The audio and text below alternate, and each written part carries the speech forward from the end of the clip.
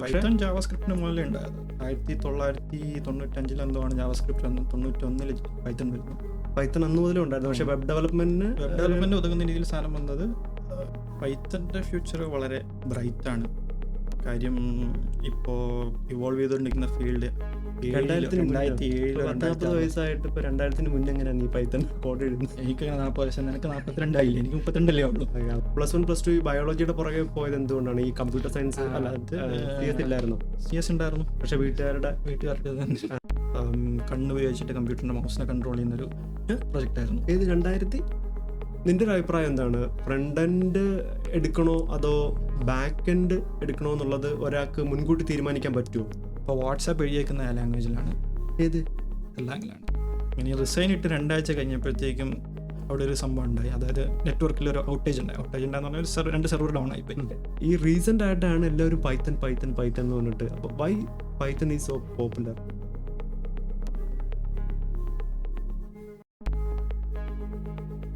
അപ്പോൾ ഇതാണ് ഞാൻ പറഞ്ഞ ഒരു പൈത്തൺ ഡെവലപ്പർ. ഇവൻ എൻ്റെ കൂടെ കഴിഞ്ഞ കമ്പനിയിൽ വർക്ക് ചെയ്തിട്ടുണ്ടായിരുന്നു. അപ്പോൾ കുറേ സ്റ്റുഡൻസ് എൻ്റെ അടുത്ത് ചോദിച്ചൊരു കാര്യമാണ് ഈ ബാക്ക് എൻഡ് ഡെവലപ്മെൻറ്റിനെ പറ്റി. കേട്ടോ. അപ്പോൾ കുറേ പേര് എൻ്റെ അടുത്ത്, നമ്മൾ ഫ്രണ്ട് എൻഡ് ആണല്ലോ കുറേ വർഷങ്ങളായിട്ട് ചെയ്യുന്നത്, അപ്പം കുറേ പേര് വന്നിട്ട് പൈത്തൺ പഠിക്കണോ അല്ലെങ്കിൽ എന്താണ് പൈത്തണിൻ്റെ ഭാവി എന്നൊക്കെ ചോദിക്കുമ്പോൾ ശരിക്കും പറഞ്ഞാൽ ഞാൻ അവരോട് പറയുന്നത് ഞാനൊരു ബാക്ക് എൻഡ് ഡെവലപ്പർ അല്ല എന്ന് പറഞ്ഞിട്ട് ഞാനങ്ങ് ഒഴിവാക്കുകയാണ് ചെയ്യുന്നത്. പിന്നീട് ഞാൻ ആലോചിച്ചു, നമ്മുടെ എന്തായാലും വെബ് ഡെവലപ്മെന്റിനെ പറ്റി സംസാരിക്കുമ്പോൾ ഒരു ബാക്ക് എൻഡ് കൂടി എന്തെങ്കിലും, അപ്പം എനിക്കറിയത്തില്ല എന്നുള്ളത് ഒരു എക്സ്ക്യൂസ് മാത്രമാണ്. അപ്പം അതറിയാവുന്ന എന്തായാലും ഒരു കമ്പനിയിൽ വർക്ക് ചെയ്യുമ്പം നമ്മുടെ കൂടെ എപ്പോഴും ഒരു ബാക്ക് എൻഡ് ഡെവലപ്പേഴ്സ് ഉണ്ടാവുമല്ലോ. അപ്പോൾ ഞാൻ വിചാരിച്ചു ഇങ്ങനെ ഒരു പോഡ്കാസ്റ്റ് പോലൊരു സംഭവം കൂടെ ഒന്ന് ഉൾപ്പെടുത്തി നോക്കാമെന്ന് വിചാരിച്ചു. അപ്പം ശരിക്കും ആദ്യമായിട്ടാണ് ഇങ്ങനൊരു സെഷൻ ഞാൻ ചെയ്യുന്നത്. അപ്പോൾ എന്തെങ്കിലുമൊക്കെ പാളിച്ചകൾ എന്നെക്കാളും കൂടുതൽ അവനായിരിക്കും വരാൻ സാധ്യത. അപ്പം ഞാനും ആദ്യമായിട്ടാണ് ക്യാമറയുടെ മുന്നിൽ ഇങ്ങനെ സംസാരിക്കാനായിട്ട് ഇരിക്കുന്നത്. മിക്കവാറും പാളിച്ചകൾ ഉണ്ടാകും. അത് ഓഫീസിൽ ഞങ്ങൾ ഒരുപാട് പാളിച്ചകൾ കണ്ടിട്ടുള്ളത് കൊണ്ട് വലിയ കുഴപ്പം വരാൻ സാധ്യതയില്ലെന്ന് തോന്നുന്നു. ഓക്കെ, അപ്പോൾ ചളികൾ ഒരുപാട് ഉണ്ടാവും. ഞാൻ എന്നെ കൊണ്ട് പറ്റാവുന്നതിൻ്റെ മാക്സിമം ചളികൾ ഞാൻ കളയാൻ നോക്കാം. ഓക്കെ, അപ്പോൾ നമുക്ക് കുറച്ച് ചോദ്യങ്ങൾ, അതായത് എന്നോട് ചോദിച്ച കുറച്ച് ചോദ്യങ്ങൾ ഞാൻ നോട്ട് ചെയ്ത് വെച്ചിട്ടുണ്ട്. അപ്പോൾ അത് ഞാൻ നിന്നോടൊന്ന് സംസാരിക്കാം. ഓക്കെ, അപ്പോൾ നമുക്ക് ഓൾറെഡി ബാക്ക് എൻഡ് നമ്മൾ ഇപ്പോൾ പണ്ടത്തെ ഒരു കാലം നോക്കുകയാണ്. ഇപ്പോൾ ഫ്രണ്ട് എൻഡിലാണെങ്കിൽ നമ്മളൊരു സമയത്ത് HTML CSS മാത്രമായിരുന്നു. പിന്നെ JS വന്നു.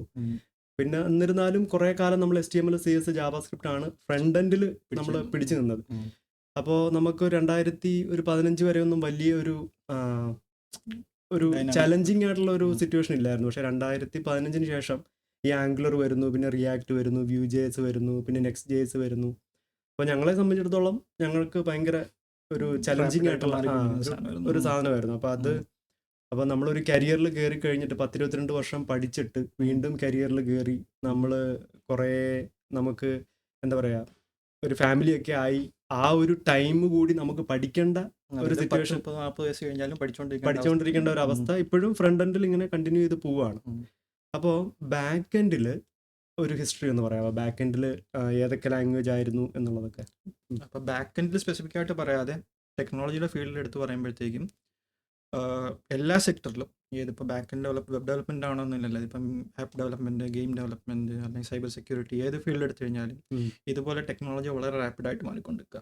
അതായത് പുതിയ പുതിയ കാര്യങ്ങൾ ആൾക്കാർക്ക് ഇപ്പം ചിലർ ഒരു സ്ഥാനത്ത് വർക്ക് ചെയ്ത് കഴിയുമ്പോഴത്തേക്കും, ഇപ്പം റിയാക്ട് എന്ന് പറഞ്ഞ ഫ്രെയിം വർക്ക് വന്നത് തന്നെ വാനില ജാവാസ്ക്രിപ്റ്റ് യൂസ് ചെയ്ത് കുറേ സാധനങ്ങൾ ഒരുപാട് വട്ടം ചെയ്യേണ്ടി വരുമ്പോഴത്തേക്കും റിയാക്ട് എന്നൊരു ഫ്രെയിം വർക്ക് വന്നു, ലൈബ്രറി വന്നു. അത് പിന്നെ റിയാക്ടിനെ വെച്ചിട്ട് Next.js വന്നു. അങ്ങനെ കുറേ സാധനങ്ങൾ വന്നു. അതുപോലെ തന്നെ ബാക്ക് എൻഡിലായാലും ഏത് സെക്ടർ എടുത്തു കഴിഞ്ഞാലും കാര്യങ്ങൾ എളുപ്പമാക്കാൻ വേണ്ടിയിട്ട് ഇങ്ങനെ കുറേ സാധനങ്ങൾ കണ്ടിന്യൂസ് ആയിട്ട് വന്നുകൊണ്ടിരിക്കുന്നുണ്ട്.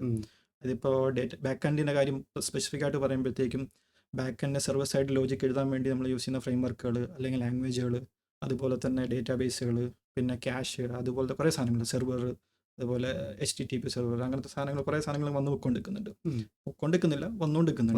ആ സാധനം ഇവോൾവ് ചെയ്തുകൊണ്ടിരിക്കുന്നുണ്ട്. പിന്നെ നമുക്ക് കുറേ കാര്യങ്ങൾ ചെയ്യാൻ പറ്റാതാകുമ്പോഴത്തേക്കും, അല്ലെങ്കിൽ കുറേ ബോട്ടിൽ നെക്കുകൾ വരും. അതായത് കുറച്ച് എന്തെങ്കിലും പ്രശ്നം വരുമ്പോഴത്തേക്കും അല്ല ഇതിനെക്കാട്ടി കുറച്ച് നന്നായിട്ട് ചെയ്യാന്നുള്ള അവസ്ഥ വരുമ്പോൾ അങ്ങനത്തെ കുറേ സാധനങ്ങൾ വരും. ഞാൻ ചോദിച്ചതെന്ന് വെച്ചാൽ നമ്മുടെ back end development initially start ചെയ്തപ്പം നമുക്ക് ഒരുപക്ഷെ PHP യും PHP-യിലൊക്കെ എഴുതുന്നുണ്ട്. PHP ഇപ്പോഴും ഉണ്ട്. PHP ഇപ്പം യൂസ് ചെയ്യുന്ന ഫ്രെയിംവർക്കുകൾ ഏറ്റവും വലുത് PHP-യുടെ ഫ്രെയിംവർക്ക് തന്നെ ലാറാവൽ തന്നെയാണ്. ലാറാവൽ തന്നെയാണ്. ലാറാവലിന് ഏറ്റവും കൂടുതൽ യൂസ് ആവുന്നത്. അതെ, അത് ഞാൻ ചോദിച്ചെന്ന് വെച്ചാൽ ആദ്യം PHP ആണോ നമ്മുടെ ബാക്ക് എൻഡ് ആയിട്ട് വന്നത്? ആദ്യം PHP അങ്ങനെ പറയാൻ പറ്റില്ല. കോമൺ ആയിട്ട് വെബ്സൈറ്റുകൾ അന്നേരം എഴുതിക്കൊണ്ടിരുന്ന സാധനങ്ങൾ ബാക്ക് എൻഡിൽ എഴുതിക്കൊണ്ടിരുന്നത് PHP-യിലായിരുന്നു. PHP തന്നെയായിരുന്നു അന്നും. പിന്നെ പൈത്തൺ വന്നു. പക്ഷേ പൈത്തൺ വെബ് ഡെവലപ്മെന്റ് ഇതിലേക്ക് കയറാണ്ട് കുറേ സമയം എടുത്തു. കുറച്ച് മറ്റേ കുറേ ഫ്രെയിംവർക്ക് ജാങ്കോ പോലുള്ള ഫ്രെയിംവർക്കുകൾ വന്നതിന് ശേഷമാണ് പൈത്തൺ കൊണ്ട് വെബ്സൈറ്റുകൾ ബിൽഡ് ചെയ്യാൻ ഒരു അവസ്ഥ വന്നത്. പിന്നെ അത് കുറേ പൈത്തൺ നേരത്തെ മുതൽ ഉണ്ടായിരുന്നു. പൈത്തൺ ജാവാസ്ക്രിപ്റ്റിന് മുതലേ ഉണ്ടായത്. 1995 എന്തോ ആണ് ജാവാസ്ക്രിപ്റ്റ് വന്നത്. 91 പൈത്തൺ വരുന്നു. പൈത്തൺ അന്ന് മുതലേ ഉണ്ടായിരുന്നു. പക്ഷേ വെബ് ഡെവലപ്മെന്റ് ഒതുങ്ങുന്ന രീതിയിൽ സാധനം വന്നത് എനിക്ക് കൃത്യമായിട്ട് ഓർമ്മയില്ല. ഇതുപോലത്തെ ഫ്രെയിംവർക്കുകൾ വന്നതിന് ശേഷമാണ്. ഓക്കെ, അപ്പം ഞങ്ങളുടെ കൂട്ട് നിങ്ങൾക്ക് ഏത് വർഷം തന്നെ ഇപ്പം പൈത്തൺ എന്ന് പറഞ്ഞാൽ സ്ക്രിപ്റ്റിംഗ് ലാംഗ്വേജ്, ഓട്ടോമേഷൻ സ്ക്രിപ്റ്റുകൾ എഴുതുന്ന സാധനങ്ങൾ, ഓട്ടോമേഷൻ അതിനു വേണ്ടിയുള്ള അങ്ങനത്തെ കുറേ സാധനങ്ങൾ ചെയ്യാൻ വേണ്ടി ഒരു സംഭവമായിരുന്നു പൈത്തൺ എന്ന് പറഞ്ഞു കഴിഞ്ഞാൽ. ഓക്കെ, അപ്പോൾ അത് വേറെ ഏതെങ്കിലും ആപ്ലിക്കേഷൻ ഉണ്ടാക്കാൻ അതോ ഓക്കെ ആപ്ലിക്കേഷൻസ് ഉണ്ടാക്കാം. അന്ന് എനിക്ക് ഒരുപാട് പഴയ കാലത്തേക്ക് ഓർമ്മയില്ല എന്തായിരുന്നു സംഭവം എന്ന്. പക്ഷേ 91 മുതൽ ഈ ഒരു ജാങ്കോ പോലത്തെ സാധനങ്ങൾ വരുന്നത് വരെ വെബിന് വേണ്ടി പൈത്തൺ യൂസ് ചെയ്യാവുന്നൊരു ഇതില്ലായിരുന്നു എന്ന് എൻ്റെ ഓർമ്മ. അതിന് മുന്നേ കുറേ ഫ്രെയിംവർക്കുകൾ ഉണ്ട്. പക്ഷേ അത് എക്സ്ക്ലൂസീവ്ലി ഒരു ഫുൾ വെബ്സൈറ്റ് ഉണ്ടാക്കാം അല്ലെങ്കിൽ വെബ് ആപ്ലിക്കേഷൻ ഉണ്ടാക്കാം എന്ന രീതിയിലല്ലായിരുന്നു അത് ഉണ്ടായിരുന്നില്ല. ഇനി പൈത്തണിൻ്റെ ഫ്യൂച്ചർ എങ്ങനെയാണ് കാണുന്നത്? പൈത്തണിൻ്റെ ഫ്യൂച്ചർ വളരെ ബ്രൈറ്റാണ്. കാര്യം ഇപ്പോൾ ഇവോൾവ് ചെയ്തുകൊണ്ടിരിക്കുന്ന field artificial intelligence, machine learning, web development തന്നെ അത്യാവശ്യം നല്ല ഫ്രെയിംവർക്കുകൾ. ഇപ്പോൾ ഏറ്റവും കൂടുതൽ ലൈബ്രറീസ്, അതായത് മറ്റേ AI ML എന്ന് പറയുമ്പോൾ തന്നെ ആർട്ടിഫിഷ്യൽ ഇൻ്റലിജൻസ്, മെഷീൻ ലേണിംഗ് എന്ന് പറയുമ്പോൾ ഏറ്റവും കൂടുതൽ യൂസ് ചെയ്യുന്ന ലൈബ്രറീസ് പൈത്തൺ ബേസ്ഡ് ആണ്. അതെന്തുകൊണ്ടാണ് ഈ പൈത്തൺ ബേസ്ഡ്? പൈത്തൺ ബാക്കിയുള്ള ലാംഗ്വേജുമായിട്ട് അപ്പോൾ പൈത്തൺ എന്താണ് വ്യത്യാസം? പൈത്തണിൻ്റെ വ്യത്യാസം എന്ന് പറഞ്ഞാൽ പൈത്തണിൻ്റെ കോഡ് വായിക്കുന്നത് ഇംഗ്ലീഷ് വായിക്കുന്നത് പോലെ എളുപ്പമുണ്ട്. അപ്പോൾ പഠിക്കാൻ എളുപ്പമാണ്. പക്ഷേ അതിനകത്തൊരു പ്രശ്നം എന്താണെന്ന് വെച്ച് കഴിഞ്ഞാൽ നമുക്ക് പഠിച്ചു തുടങ്ങാൻ എളുപ്പമാണ്. ഒരു മീഡിയം ലെവൽ വരെ എത്താൻ വേണ്ടി പൈത്തൺ എളുപ്പമാണ്. അതായത് വളരെ സമയം വേണ്ട പൈത്തൺ. പക്ഷെ ആ മീഡിയം കഴിഞ്ഞിട്ട് പിന്നെ മുന്നോട്ടേക്ക് പോകാൻ കുറച്ച് കൺസെപ്റ്റുകൾ പാടായിട്ട് വരും. കാര്യം നമ്മൾ ഈ ഒരു കർവായിട്ട് റെപ്രസെന്റ് ചെയ്ത് കഴിഞ്ഞാൽ യൂണിഫോമായിട്ട് പൊയ്ക്കൊണ്ടിരിക്കുന്ന കർവ് പെട്ടെന്ന് മേളിൽ കയറി പോകും. ആ ഒരു മീഡിയം നമ്മളിപ്പം ഒരു സ്റ്റെപ്പ് ബൈ സ്റ്റെപ്പ് ആയിട്ട് ഇങ്ങനെ കയറി ഒരു സ്ഥലത്ത് എത്തി കഴിയുമ്പോൾ പെട്ടെന്ന് ക്ലൈംബ് ചെയ്തുകൊണ്ട് ആ ഒരു ഡിഫിക്കൽട്ടി ലെവൽ പെട്ടെന്ന് അങ്ങ് മാറും. അത് പൈത്തണ് മാത്രമല്ല, ജാവാസ്ക്രിപ്റ്റിനും അങ്ങനെയാണെന്ന് എൻ്റെ ഒരു വിശ്വാസം. കാരണം ഏസിംഗ് അസിൻക്രണസ് ആയിട്ടുള്ള ജാവാസ്ക്രിപ്റ്റ് വരുമ്പോഴത്തേക്കും ആ കൺസെപ്റ്റുകൾ തലയിൽ കയറാനായിട്ട് കുറച്ച് സമയം. അതുപോലെ തന്നെ പൈത്തൺ.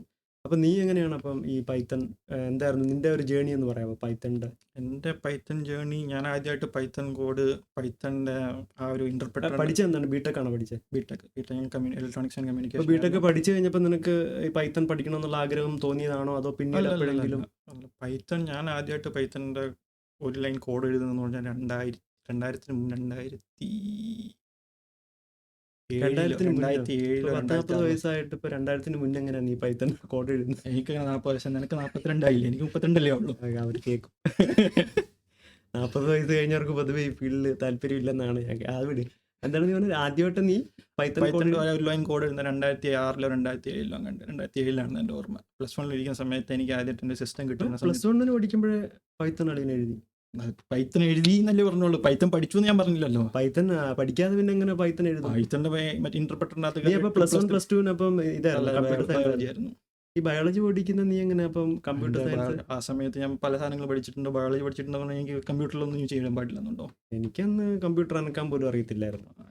അപ്പൊ നീ പൈത്തനെ പറ്റി നീ ആ ഒരു ചെറിയ പ്രായത്തിൽ എങ്ങനെ നീ എങ്ങനെ പൈത്തനെ പറ്റി അറിഞ്ഞു? എവിടെ വായിച്ചാണോ? സംഭവം എന്താ വെച്ച് കഴിഞ്ഞാല്, അന്ന് ഞാൻ ആദ്യമായിട്ട് സിസ്റ്റം യൂസ് ചെയ്യാൻ തുടങ്ങിയ സമയത്ത് നമ്മൾ സോഫ്റ്റ്വെയർസ് ഇൻസ്റ്റാൾ ചെയ്യല്ല. സോഫ്റ്റ്വെയർ ഇൻസ്റ്റാൾ അതുപോലെ തന്നെ ഇവൻ നമ്മുടെ സിസ്റ്റത്തിന് എന്തെങ്കിലും പ്രശ്നം പറ്റിയാലും എന്നെ പഴയ കമ്പനിയിലൊക്കെ സഹായിച്ചത് ഇവനായിരുന്നു. അതായത് ഇവന് ഹാർഡ്വെയറിലും ഇവന് ഭയങ്കര ഹാർഡ്വെയറിനല്ല, എനിക്ക് സിസ്റ്റം യൂസ് ചെയ്ത് കുറച്ച് പരിചയമുണ്ട്. അപ്പോൾ സിസ്റ്റത്തിന്റെ ബിഹേവിയർ എനിക്ക് കുറച്ച് അറിയാം. ഇത് മൈക്ക് ക്യാമറ അവിടെ നോക്കി പറ. സിസ്റ്റത്തിന്റെ ബിഹേവിയർ എനിക്ക് കുറച്ച് മനസ്സിലാവും. പിന്നെ ഈ പറയുന്ന സമയത്ത് തന്നെ ഞാൻ 2007 പൈത്തൺ എഴുതിയെന്ന് പറയുന്ന സമയത്ത് തന്നെ ഞാൻ ലിനക്സ് ഇൻസ്റ്റാൾ ചെയ്യാൻ പഠിച്ചിട്ടുണ്ടായിരുന്നു. അന്ന് ഇന്റർനെറ്റ് ഇല്ലാത്ത സമയം. അപ്പോൾ അന്ന് എനിക്ക് ഓർമ്മയുണ്ട്, എൻ്റെ ഒരു 128 MB റാമുള്ള സിസ്റ്റം. അപ്പോൾ അതിനകത്ത് എനിക്ക് ഒരു ലിനക്സിന്റെ ഡിസ്ക് കിട്ടി. റെഡ് ഹാറ്റ് ആയിരുന്നു സാധനം. അപ്പോൾ അത് ഞാൻ ഏതാണ്ട് 18 വട്ടം ഞാൻ സിസ്റ്റം ഫോർമാറ്റ് ചെയ്തു. ഓ എന്ന് പറഞ്ഞാൽ ആ സാധനം കറക്റ്റായിട്ട് എനിക്ക് അന്ന് മനസ്സിലായിട്ടില്ല കൃത്യമായിട്ട് ഈ സാധനം എങ്ങനെ ചെയ്തതെന്ന്. ഉം. അന്ന് മറ്റേ നമ്മൾ ക്ലിക്ക് ചെയ്ത് പോകുന്ന സാധനമല്ല, ഗ്രാഫിക്കലായിട്ട് ഉള്ള സാധനമല്ല, ടെക്സ്റ്റ് ബേസ്ഡ് സാധനം. ആ അപ്പോൾ നമ്മൾ ആ ചെയ്യുന്ന ഓരോ സ്റ്റെപ്പും ഇത്ര റിപ്പീറ്റ് ചെയ്യുന്ന സമയത്ത് എനിക്ക് കാര്യങ്ങൾ മനസ്സിലായിക്കൊണ്ട് നമ്മളെന്താ ചെയ്യുന്നത്. അല്ല അന്നേരം നിനക്ക് സിസ്റ്റം ഉണ്ടായിരുന്നോ അന്ന് വീട്ടിൽ? അന്ന് വീട്ടിൽ സിസ്റ്റം ഉണ്ടായിരുന്നൊരു പഴയൊരു സിസ്റ്റം. ഭാഗ്യം റിച്ചായിരുന്നു അപ്പം അന്ന്.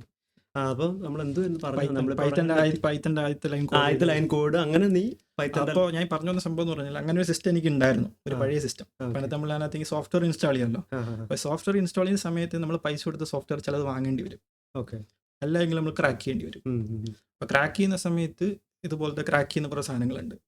അപ്പോൾ അങ്ങനെ ആ കൂട്ടത്തിൽ ഏതോ ഒരു സാധനം ഡൗൺലോഡ് ചെയ്യുന്ന സമയത്ത് അതൊരു പൈത്തൺ സ്ക്രിപ്റ്റ് ആയിരുന്നു. ഓക്കെ. ഓക്കെ.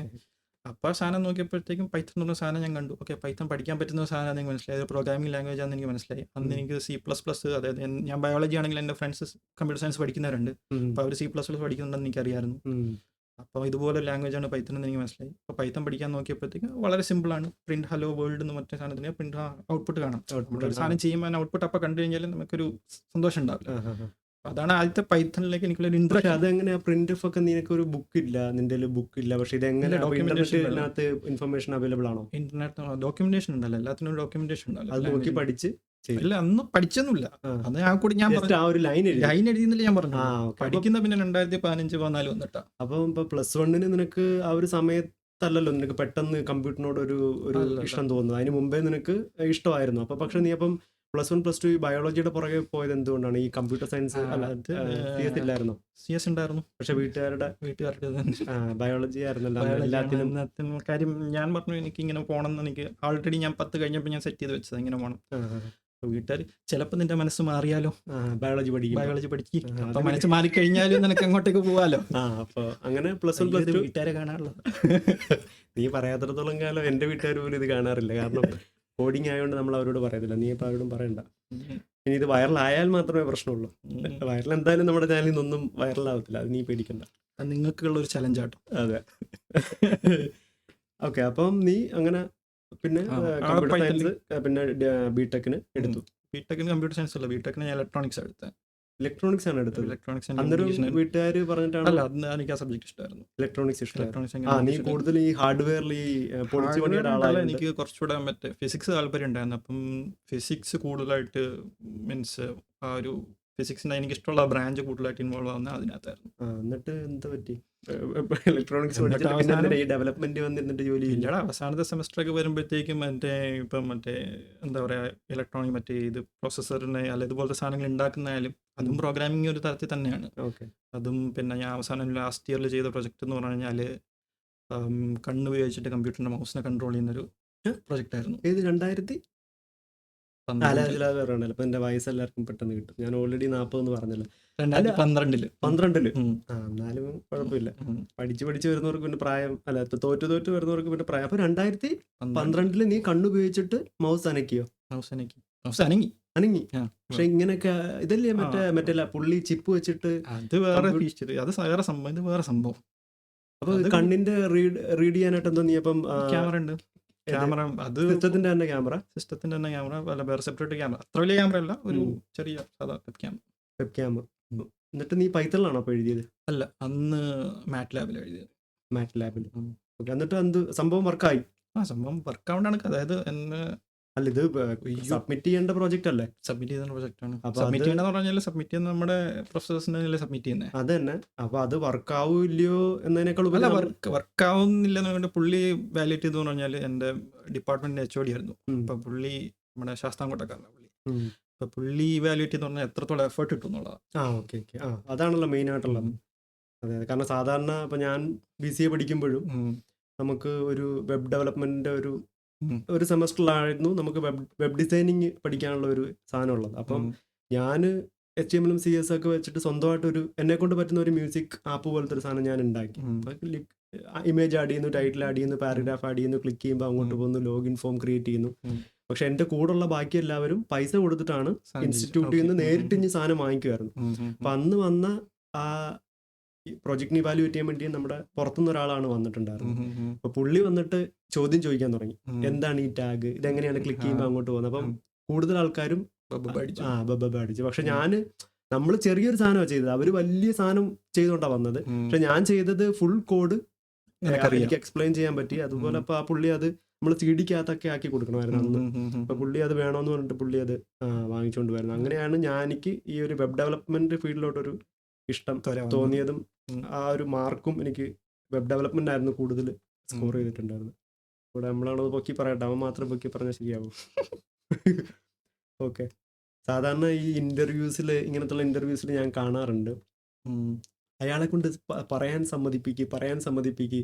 നമ്മൾ ഇടയ്ക്കിടയ്ക്ക് ചോദ്യം ചോദിക്കുമല്ലോ. അപ്പൊ ഞാനിപ്പോ അതുപോലെ നമ്മൾ എന്തൊക്കെയോ പറഞ്ഞു വന്നിട്ട് എന്തൊക്കെയോ പോകുന്നുണ്ടോന്ന് എനിക്ക് ഡൗട്ട്. അപ്പം പൈത്തണിന്റെ ഫ്യൂച്ചർ സോളിഡ് ആണ്, പക്ഷേ കോമ്പറ്റീഷൻ ഭയങ്കര അതിഭീകരമാണ്. എങ്ങനെ കോമ്പറ്റീഷൻ? മറ്റുള്ള ലാംഗ്വേജസുമായിട്ടാണോ അതോ കൂടുതൽ പേര് ഇത് പഠിച്ചിറങ്ങുന്നുണ്ട്? ഇപ്പം തന്നെ സ്റ്റാക്ക് ഓവർഫ്ലോയുടെ സർവേ വന്നപ്പോൾ അതിനകത്ത് ഏറ്റവും കൂടുതൽ ആൾക്കാർ പഠിക്കാൻ ആഗ്രഹിക്കുന്നതും പഠിച്ചതും ഏറ്റവും കൂടുതൽ പഠിച്ചുകൊണ്ടിരിക്കുന്നതും പൈത്തണാണ്. അപ്പോൾ പൈത്തണാണ് ഇപ്പോൾ ഏറ്റവും കൂടുതൽ ആൾക്കാർ ഇപ്പം പഠിച്ചുകൊണ്ടിരിക്കുന്നത്. അതെനിക്ക് തോന്നുന്നു ഈ ഒരു ആർട്ടിഫിഷ്യൽ ഇന്റലിജൻസ് മുന്നോട്ട് എല്ലാവരും നയിക്കും. അതുണ്ട്. എന്ന് പറഞ്ഞു കഴിഞ്ഞാൽ കാര്യം ഇപ്പോൾ കുറേ സാധനങ്ങൾ ഇപ്പോൾ അതിൻ്റെ ഒരു ടൈം, ഒരു ഹൈപ്പ് ഉണ്ട് ഇപ്പം. അപ്പോൾ അത് കാരണം അത് യൂസ് ചെയ്യാൻ നോക്കുന്ന ആൾക്കാരും അതിനകത്ത് എന്തെങ്കിലും ചെയ്യാൻ നോക്കുന്ന ആൾക്കാരും പൈത്തൺ യൂസ് ചെയ്യും. അപ്പോൾ അത് പഠിക്കാൻ ശ്രമിക്കും. അതൊന്ന് പിന്നെ ഇത് എളുപ്പമാണ് ഒരു പരിധി വരെ പഠിച്ചു തുടങ്ങുമ്പോൾ.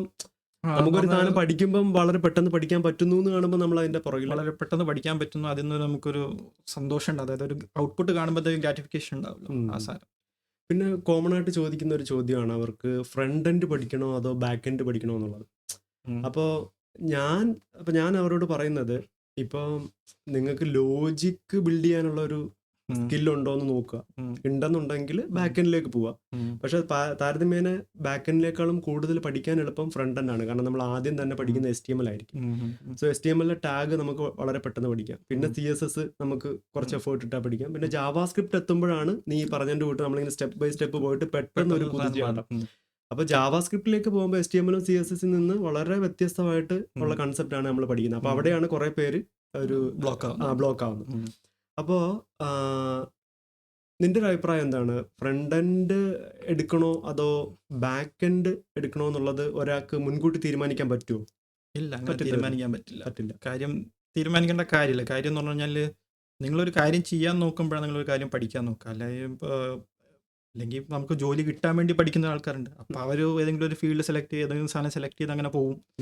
അല്ലാണ്ട് ശരിക്കും ഒരു സാധനം ചെയ്യണം എന്ന് ആഗ്രഹിക്കുന്ന എന്തെങ്കിലും ഒരു സാധനം ചെയ്യാൻ വേണ്ടി നോക്കുമ്പോഴത്തേക്കാണ് ഈ സാധനങ്ങൾ പഠിക്കാൻ നോക്കുക അല്ലേ. അപ്പം എന്തായാലും ഫ്രണ്ട് എൻഡ് കുറച്ച് പഠിക്കേണ്ടി വരും, ബാക്ക് എൻഡ് കുറച്ച് പഠിക്കേണ്ടി വരും. അപ്പം ഞാൻ തന്നെ പഠിച്ചു തുടങ്ങിയപ്പോൾ ഞാൻ പൈത്തൺ പഠിക്കുന്നതിന് മുന്നേ HTML CSS ഞാൻ പഠിച്ചിട്ടെന്ന് പറയാൻ പറ്റില്ല. പക്ഷെ ഞാൻ നോക്കിയിട്ടുണ്ടായിരുന്നു. കാര്യം ബേസിക് ആയിട്ട് ഒരു പേജ് എഴുതാനോ അതിനെ ഡിസൈൻ ചെയ്യാനോ ഇതൊക്കെ ചെയ്യാൻ നോക്കിയിട്ടുണ്ട്. പക്ഷെ ഞാനത് ഫോളോ ത്രൂ ചെയ്തില്ല. പിന്നെ ഞാനത് കഴിഞ്ഞപ്പോൾ പിന്നെ അടുത്ത സ്റ്റെപ്പിലേക്ക് പോയി. എനിക്ക് ബാക്ക് എൻഡ് കുറച്ചുകൂടെ താല്പര്യമായിട്ട് തോന്നി. അതാണ് നമ്മൾ ഇങ്ങനെ അത് പഠിക്കണോ ഇത് പഠിക്കണോ എന്ന് പറഞ്ഞ് ചിന്തിച്ചിരിക്കാതെ ഏതെങ്കിലും ഒന്ന് പഠിച്ചു തുടങ്ങുമ്പോഴത്തേക്കും നിങ്ങൾക്ക് എവിടെയെങ്കിലും കയറി ക്ലിക്കാവും. അല്ലെങ്കിൽ ഇത് കുറച്ചുകൂടെ കൊള്ളാലോ, ഇതിന് കുറച്ചുകൂടെ രസം തോന്നുന്നുണ്ട്, താല്പര്യം തോന്നുമ്പോൾ. കാര്യം അന്ന് നമ്മൾ പണ്ട് മറ്റേ മാട്രിക്സ് സിനിമ കാണുന്ന സമയത്ത് അപ്പം ആ ഒരു ഇതുണ്ടല്ലോ. അപ്പം പെട്ടെന്ന് മറ്റേ ഫ്രണ്ടിൽ പടങ്ങൾ കാണുന്നതിനെ കാട്ടി ഇത് കാണുന്ന കുറച്ചുകൂടെ രസം ഉണ്ടാവും. അതായത് ഇതിങ്ങനെ മറ്റേ സ്ക്രീനിൽ കറുത്ത സ്ക്രീനിൽ ഈ സാധനങ്ങൾ പോകുന്ന കുറച്ചുകൂടെ രസം ഉണ്ടല്ലോ.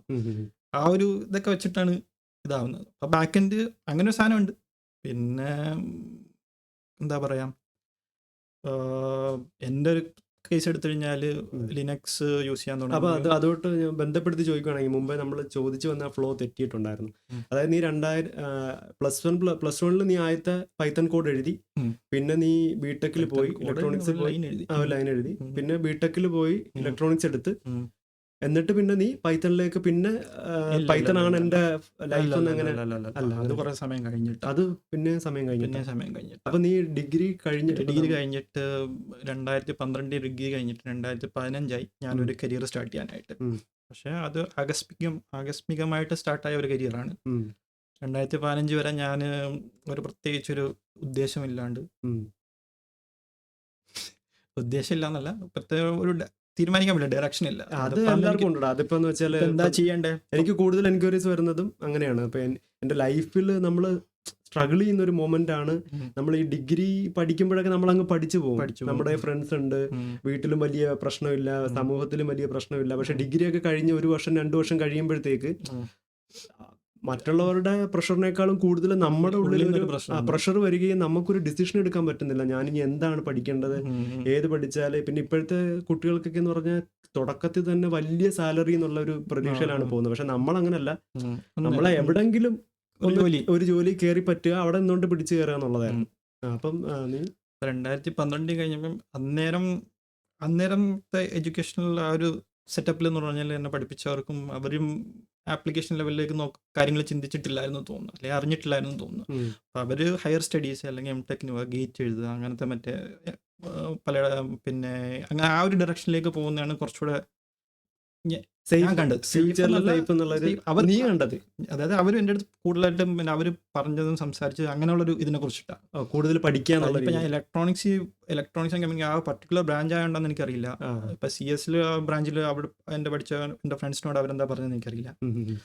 പക്ഷേ ക്യാമ്പസ് പ്ലേസ്മെന്റ് ഉണ്ടായിരുന്നു, ഞാൻ അറ്റൻഡ് ചെയ്തിട്ടില്ല. കാര്യം അന്നേരം ആ ഒരു മെന്റാലിറ്റി എന്തിനായിരുന്നു പോകണം, ആ ഒരു മെന്റാലിറ്റി ആയിരുന്നു. പിന്നെ അതൊരു കഴിഞ്ഞപ്പോഴത്തേക്കും ഓക്കെ എംടെക്കിന് പോകണം പറഞ്ഞാൽ അതിങ്ങനെ ബ്രെയിനിൽ ഇതായിപ്പോയി. അതായത് ഒരു ഇത് കാരണം. അപ്പൊ നീ തന്നെ എംടെക്കിന് പോകണോ തീരുമാനിച്ചു? പിന്നെ ഒരു 2-3 കൊല്ലം ഇങ്ങനെ അതിനുവേണ്ടി പഠിക്കാൻ നോക്കി പലയിടത്തും. ഞാൻ 2014 ഹൈദരാബാദിലുണ്ടായിരുന്നു, അവിടെ കോച്ചിങ്ങിന് പോയിട്ട്. പിന്നെ തിരിച്ചു വന്നു. അപ്രാവശ്യം ഇല്ല, അതും കുഴപ്പമില്ലായിരുന്നു. പക്ഷെ എന്തോ എനിക്ക് തോന്നിയില്ല, പ്രത്യേകിച്ച് ഒരു സബ്ജക്റ്റ് എന്താ ചെയ്യേണ്ടത്, ഏതിലാ ചെയ്യേണ്ടതെന്നൊരു ഇതില്ലായിരുന്നു. പിന്നെ ഇങ്ങനെ എക്സാംസ് എഴുതി നടക്കുന്ന സമയത്ത് ഞാൻ എന്ത് എക്സാംസ്? ഇതുപോലെ ഗവൺമെന്റ് എക്സാംസ് ഉണ്ടല്ലോ, അതായത് ഗവൺമെന്റ് സെമി ഗവൺമെന്റ് കമ്പനീസിന്റെ എക്സാംസ് ഉണ്ട്, അത് ട്രൈ ചെയ്തു. അപ്പോൾ അങ്ങനെ ഒരു എക്സാമിന് വേണ്ടിയിട്ട് ഞാൻ ഡൽഹിയിലേക്ക് പോയതാ, ഒരു ഇന്റർവ്യൂവിന് വേണ്ടി ഡൽഹിയിലേക്ക് പോയതാ. അപ്പോൾ അവിടെ ഇങ്ങനെ നിൽക്കുന്ന സമയത്ത് എൻ്റെ ഫാദറിൻ്റെ ഫ്രണ്ട്, പുള്ളിയുടെ പരിചയത്തിൽ ഒരു ടീം അവിടെ നോക്കിയയിൽ വർക്ക് ചെയ്യുന്നുണ്ടായിരുന്നു, ഒരു ആൻറ്റി. അപ്പോൾ അവരുടെ അടുത്ത് ഈ പുള്ളി ഇദ്ദേഹം സംസാരിച്ചു. അപ്പോൾ അവർ റെക്കമെൻഡ് ചെയ്തു തന്നെ ഒരു കമ്പനിയിലേക്ക്, നോക്കിയയിലേക്ക്. അപ്പോൾ അവിടെ നിന്നാണ് ഞാൻ ആദ്യം കരിയർ സ്റ്റാർട്ട് ചെയ്യുന്നത്. നോക്കിയയിൽ അപ്പോൾ എന്തായിട്ട്? നോക്കിയ എന്ന് പറയുമ്പോൾ അവിടുത്തെ ഫോൺ മാത്രമല്ല, അവർ നെറ്റ്വർക്ക് ഡിവൈസുകൾ അവർക്ക് കുറേ ഇതുപോലത്തെ സാധനങ്ങൾ എപ്പോഴും ഉണ്ട്. ഇപ്പം മാർക്കറ്റിൽ അന്നും ഉണ്ട്, ഇന്നും മാർക്കറ്റിൽ നല്ലൊരു ഷെയർ നോക്കിയൊക്കെയാണ്. അപ്പോൾ അവിടെ അവർ മറ്റേ പ്രൊഡക്റ്റ് സെല്ല് ചെയ്തതിന് ശേഷം ആ ഒരു നെറ്റ്വർക്കിൻ്റെ നമ്മൾ AMC എന്ന് പറയുന്നത്, അതായത് ഓപ്പറേഷൻസ് ഹാൻഡിൽ ചെയ്യുന്നുണ്ടാവും. അപ്പോൾ എയർടെലിൻ്റെ നെറ്റ്വർക്ക് ആഫ്രിക്കയിലെ കുറച്ച് കൺട്രീസിലെ നെറ്റ്വർക്ക് ഹാൻഡിൽ ചെയ്തുകൊണ്ടിരിക്കുന്നത് ഇവിടെ നിന്നുണ്ടായിരുന്നു. അപ്പോൾ ആ ഒരു ടീമിൽ സ്റ്റാർട്ടറായിട്ട്, ഒരു ഫ്രഷറായിട്ട് ഞാൻ കയറിയിട്ടുണ്ട്. എന്തായിരുന്നു പോസ്റ്റ്? എന്തായിരുന്നു? ഓപ്പറേഷൻസ് എഞ്ചിനീയർ ആയിരുന്നു. സോഫ്റ്റ്വെയർ കണക്ക് സോഫ്റ്റ്വെയർ അല്ല, ഓപ്പറേഷൻസ് എഞ്ചിനീയർ എന്നാണ് പറയാം. Radio network operations engineer. ഇപ്പോൾ നോക്കിയിൽ ഒരു വർഷം ഞാൻ വർക്ക് ചെയ്തു. എക്സാക്ട്ലി ഒരു വർഷമായപ്പോൾ ഞാൻ അവിടെ നിന്ന് ഇറങ്ങി. അപ്പോൾ ചെറുതായിട്ട് അവിടെ കുറച്ച് മറ്റേ അവരുടെ ഡിവൈസിന് വേണ്ടിയിട്ട് ഒരു പർട്ടിക്കുലർ സ്ക്രിപ്റ്റിംഗ് ലാംഗ്വേജ് ഉണ്ടായിരുന്നു. അപ്പോൾ അതിൽ ഞാൻ കുറച്ച് സ്ക്രിപ്റ്റ് ചെയ്യുമായിരുന്നു. പിന്നെ അത് കഴിഞ്ഞിട്ട് അവിടെ തന്നെ ഡൽഹിയിൽ തന്നെ എറിക്സൺ എന്ന് പറഞ്ഞിട്ടൊരു കമ്പനിയിൽ. സോണി എറിക്സൺ ആണോ? സോണി എറിക്സണും സോണിയും കൂടെ ചേർന്നിട്ടാണ് അന്നേരം ഫോൺ ഇറക്കിയത്. അപ്പോൾ അവർ രണ്ടായി. എറിക്സണും ഇതുപോലെ നോക്കിയ കാട്ടി പഴയ കമ്പനിയാണ്. അതായത് ആദ്യമായിട്ട് ടെലിഫോൺ എക്സ്ചേഞ്ചിൽ ബിൽഡ് ചെയ്യുന്ന കമ്പനിയാണ് എറിക്സൺ. അതുപോലെ എറിക്സൺ തന്നെ ഒരു പ്രോഗ്രാമിംഗ് ലാംഗ്വേജ് ബിൽഡ് ചെയ്തിട്ടുണ്ട്, എർലാങ് എന്ന് പറഞ്ഞിട്ട്. എക്സ്ചേഞ്ച് ഹാൻഡിൽ ചെയ്യാൻ വേണ്ടിയിട്ട് എർലാങ്. ഇപ്പോൾ വാട്സാപ്പ് എഴുതിയേക്കുന്ന ആ ലാംഗ്വേജിലാണ്. ഏത്? എർലാങ്ങിലാണ്. എർലാങ്ങിലോ അതിന് കഴിഞ്ഞ് വന്ന അതിനെ കോപ്പി ചെയ്ത വേറൊരു ലാംഗ്വേജ് ആണെന്ന് എൻ്റെ ഓർമ്മ. ഇപ്പോഴും കാര്യം കൺകറൻറ്റ്, അതായത് മറ്റേ കൺകറൻസി, ഒരുപാട് പാരലൽ കമ്മ്യൂണിക്കേഷൻ നടത്താൻ അത്ര കേപ്പബിൾ, അതിന് വേണ്ടിയിട്ട് ഡിസൈൻ ചെയ്ത ലാംഗ്വേജ്. അപ്പോൾ അതിൻ്റെ ബേസ് C ആയിരിക്കും അല്ലേ? C അല്ല, അതിന് വേറൊരു ബീം എന്ന് പറഞ്ഞിട്ടൊരു വിർച്വൽ മെഷീനാണെന്ന് തോന്നുന്നു. അപ്പോൾ അങ്ങനെ നീ അവിടുന്ന് എറിക്സണിലേക്ക് വന്നു. അപ്പോൾ എറിക്സണിൻ്റെ ഞാൻ ഒരു 2.5 കൊല്ലം വർക്ക് ചെയ്തു. 2.5 കൊല്ലം വർക്ക് ചെയ്തതിൽ ആദ്യത്തെ കൊല്ലം ഇതേ റോൾ തന്നെയായിരുന്നു, റേഡിയോ നെറ്റ്വർക്ക് ഓപ്പറേഷൻസിലായിരുന്നു. പിന്നെ 1.5 കൊല്ലം ഞാൻ വർക്ക് ചെയ്തതെന്ന് പറഞ്ഞാൽ ബിസിനസ് സപ്പോർട്ട് സിസ്റ്റം എന്ന് പറഞ്ഞിട്ട് വേറെ വലിയൊരു നെറ്റ്വർക്ക് ഉണ്ട്. റേഡിയോ അല്ല, റേഡിയോ കഴിഞ്ഞിട്ട് നമ്മുടെ ബില്ലിങ് ഹാൻഡിൽ ചെയ്യുന്ന, ബില്ലിങ്, താരിഫ്, അതേപോലെ ഡേറ്റ പാക്കേജ്, അങ്ങനെ പാക്കേജ് റീചാർജ് ഒക്കെ നടക്കുന്ന ഒരു നെറ്റ്വർക്ക് ഉണ്ട്. അപ്പോൾ അതിനകത്ത് കുറേ സാധനങ്ങളുണ്ട്, ഈ ആപ്ലിക്കേഷൻ സെർവർ, ഡേറ്റാബേസ് സെർവർ. അന്നേരം നീ പൈത്തണിലോട്ട് കടന്നിട്ടില്ല? പൈത്തണിലൊന്നും ഞാൻ അത്ര ഇതായിട്ട് കയറിയിട്ടില്ല. കിണ്ടെന്നറിയാം, ചിലപ്പം പ്രിന്റ് ഹലോ വേൾഡൊക്കെ എഴുതാൻ അറിയാം അപ്പോഴും. പക്ഷെ നിനക്കൊരു പ്രോപ്പർ ഒരു ഡെസ്റ്റിനേഷൻ ഇതുവരെ വന്നിട്ടില്ല ലൈഫിൽ. ഇപ്പോഴും ആ സ്ട്രഗ്ലിംഗ് ഫേസിലാണ്, ആ ഒരു ഫ്ലോയിൽ അങ്ങ് പോയിക്കൊണ്ടിരിക്കുകയാണ്. അത് സ്ട്രഗ്ലിംഗ് ഫേസ് അല്ല, പക്ഷെ അന്നേരം ഒരു കരിയർ ഡെഫിനറ്റ് ആണ്, മീൻസ് ഡിഫൈൻഡ് കരിയർ ഉണ്ട്. പക്ഷെ എനിക്ക് അന്നേരം ഒന്നും ഓക്കെ പോകുന്ന ഫ്ലോയിൽ പൊക്കോട്ടെ എന്ന് പറഞ്ഞിട്ട് നിൽക്കായിരുന്നു. ഓക്കെ. പക്ഷെ ഞാൻ ജോലി ചെയ്യുന്ന സമയത്ത് എനിക്ക് ഇഷ്ടമാകുന്നുണ്ട്, ആ ഓക്കെ. കുഴപ്പമൊന്നുമില്ലായിരുന്നു. ഉം. പിന്നെ ഞാൻ ഈ ഒരു വർഷം കഴിഞ്ഞിട്ട് 1.5 വർഷം ഈ BSS സിസ്റ്റത്തിലേക്ക് വന്നു കഴിഞ്ഞപ്പോഴത്തേക്കും അതിനകത്ത് കുറേ സാധനങ്ങൾ ചെയ്യാനുണ്ടായിരുന്നു. ഉം. അതിനകത്ത് ലെക്സ് ഉണ്ട്, നെറ്റ്വർക്കിംഗ് ഉണ്ട്, സ്ക്രിപ്റ്റിംഗ് ഉണ്ട്, പേൾ ഉണ്ട്, പൈത്തൺ ഉണ്ട്, ഉം. എല്ലാം ഉണ്ട് അതിനകത്ത്. ഉം. അപ്പം അതിനകത്ത് ഈ പൈത്തൺ ഈ ഒരു വർഷം, അതായത് എറിക്സിനെ ഈ ഒരു വർഷം ആദ്യത്തെ ഒരു വർഷം ഞാൻ പൈത്തൺ കുറച്ച് പഠിക്കാൻ സ്റ്റാർട്ട് ചെയ്തിട്ടുണ്ടായിരുന്നു. അപ്പോൾ ആ ഒരു സമയത്ത് ഞാൻ അന്നേരം മെഷീൻ ലേണിംഗ് AI ഇങ്ങനെ കയറി വരികയായിരുന്നു. അപ്പോൾ അന്നേരം ഞാനൊരു മെഷീൻ ലേണിങ്ങിലൊരു കോഴ്സ് ചെയ്തിട്ടുണ്ടായിരുന്നു. കോഴ്സ് ചെയ്തു. കോഴ്സ് എവിടുന്ന്? ഇൻസ്റ്റിറ്റ്യൂട്ടിലാണോ അതോ? അല്ലല്ല, ഞാൻ ഓൺലൈനായിട്ട് ചെയ്തതാണ്. ഓൺലൈനിലാണ്. കോഴ്സെറ എന്ന് പറഞ്ഞിട്ടൊരു പ്ലാറ്റ്ഫോം ഉണ്ട്. അപ്പോൾ പ്ലാറ്റ്ഫോമിൽ അന്നൊരു മെഷീൻ ലേണിങ്ങിൽ, ഇന്നും മെഷീൻ ലേണിങ്ങിൽ വളരെ നന്നായിട്ട് മീൻസ് ബേസ് സെറ്റ് ചെയ്യുന്നതിന് വേണ്ടിയിട്ട് ആൾക്കാർ റെക്കമെൻഡ് ചെയ്യുന്ന ഒരു കോഴ്സ് ഉണ്ട്. ഒരു പ്രൊഫസർ ഉണ്ട്, ആൻഡ്രൂ യങ് എന്ന് പറഞ്ഞിട്ട്. ആൻഡ്രൂ NG ഇപ്പോഴും ആ കോഴ്സ് അതിനകത്തുണ്ട്.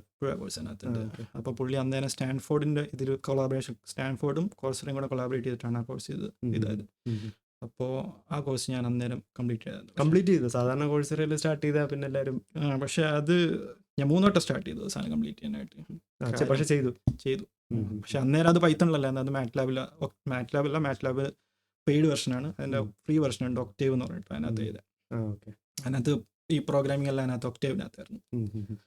പിന്നെ അതിൻ്റെ കൂടെ ഞാൻ പൈത്തൺ പഠിക്കുന്നുണ്ടായിരുന്നു. അപ്പോൾ പൈത്തൺ ഇങ്ങനെ ചുമ്മാ സൈഡിൽ ഇങ്ങനെ പഠിച്ചു പോയിക്കൊണ്ട്, കാര്യം പഠിക്കാൻ എളുപ്പമാണ്, പഠിച്ചുകൊണ്ടിരിക്കുന്നുണ്ടായിരുന്നു. അപ്പോൾ ഞാൻ ആ ഒരു വർഷം കഴിഞ്ഞിട്ട് ലാസ്റ്റ് അടുത്ത ഈ ഒരു ട്രാൻസിഷൻ വന്ന BSS സിസ്റ്റത്തിലേക്ക് വന്നു കഴിഞ്ഞപ്പോഴത്തേക്കും അവിടെ പൈത്തൺ അറിവ് കുറച്ച് ഉപയോഗമായിട്ട് വന്നു. കുറേ കാര്യം പുതുതായിട്ട് വരുന്ന സാധനത്തിനകത്ത് പൈത്തൺ സ്ക്രിപ്റ്റുകൾ ഉണ്ടായിരുന്നു കുറേ. ചില സമയത്ത് അത് മോഡിഫൈ ചെയ്യേണ്ടി വരും, അല്ലെങ്കിൽ എന്തെങ്കിലും ഡീബഗ് ചെയ്യേണ്ടി വരും. അങ്ങനെ ഒരു അവസ്ഥ ഉണ്ടായിരുന്നു. അങ്ങനെ കുറച്ച് മെഷീൻ ലേണിംഗ് ഒക്കെ പഠിച്ചു കഴിഞ്ഞു. ഇങ്ങനെ കുറേ അതിനെക്കുറിച്ച് ഫോളോ ചെയ്ത് കുറച്ച് മറ്റേ കാഗിൾ പോലൊരു പ്ലാറ്റ്ഫോം ഉണ്ട്. കാഗിൾ എന്ന് പറഞ്ഞാൽ മെഷീൻ ലേണിംഗ് പ്രൊജക്റ്റുകൾ, ഈ കുറച്ച് എന്താ പറയുക ചലഞ്ചുകൾ, അതുപോലെ സാധനങ്ങൾ ഡിസ്കഷനൊക്കെ നടക്കുന്ന ഒരു പ്ലാറ്റ്ഫോമാണ്. അപ്പോൾ അത് വലിയൊരു പ്ലാറ്റ്ഫോം, ഗൂഗിളിൻ്റെ കീഴിലാണെന്ന് തോന്നുന്നത്.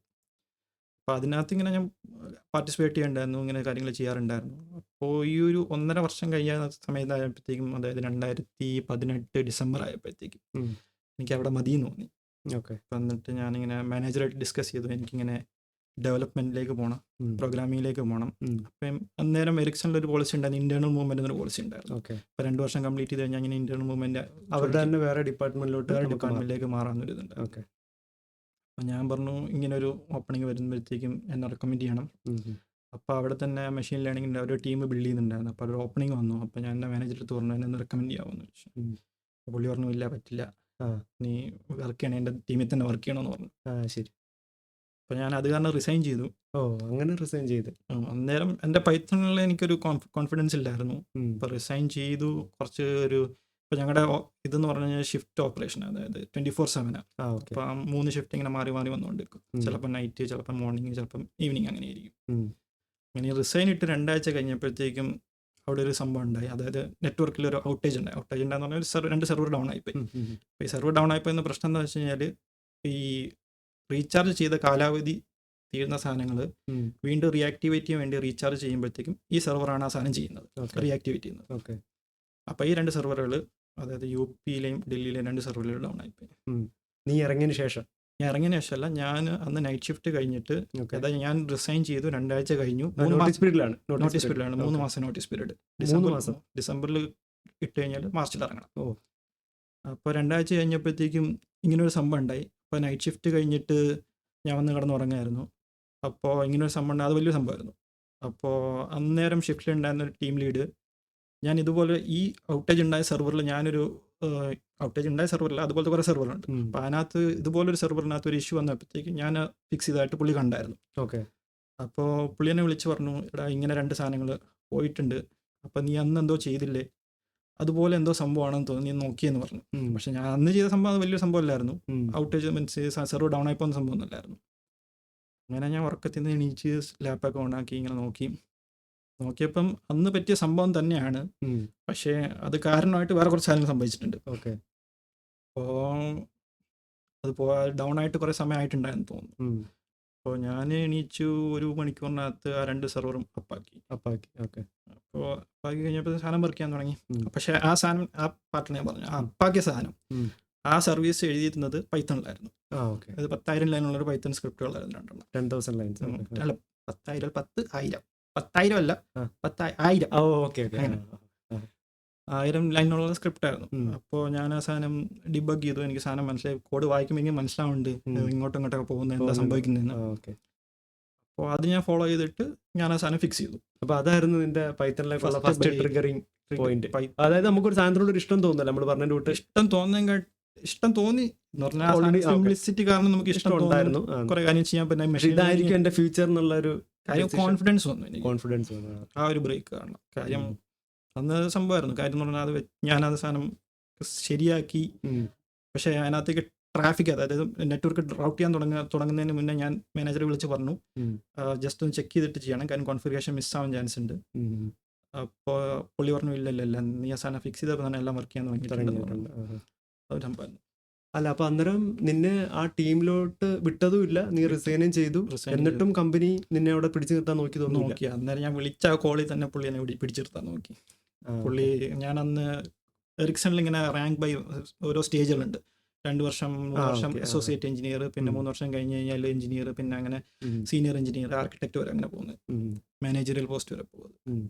അപ്പോൾ പുള്ളി അന്നേരം എൻ്റെ അടുത്ത് പറഞ്ഞു, ഞാൻ നിനക്ക് നിൽക്കാനായിട്ട് എന്താ വേണ്ടതെന്ന് ചോദിക്കാൻ പറഞ്ഞു. ഓക്കെ. അന്നേരം ഞാൻ എന്ത് ചോദിച്ചു കഴിഞ്ഞാലും പുള്ളി എനിക്ക് തരുമെന്ന് ഉറപ്പാണ്. തരുമായിരുന്നു. അപ്പൊ നീ ഇപ്പൊ അത് റിഗ്രറ്റ് ചെയ്യുന്നുണ്ടോ ആ ഒരു? കാരണം എറിക്സൺ എന്ന് പറയുന്നത് അത്രയും വലിയൊരു ഫേമില് നിനക്ക് ഒരു ഗ്രോത്ത് ഉണ്ടായിരുന്നല്ലോ. ഗ്രോത്ത് ഉണ്ടായിരുന്നു, പക്ഷെ നിനക്ക് കൂടുതൽ ഇഷ്ടം ഡെവലപ്മെന്റിലേക്ക് മാറാനുണ്ടായിരുന്നു. മാറുന്നത്. അപ്പൊ അതൊരു റിഗ്രറ്റ് ഇല്ല.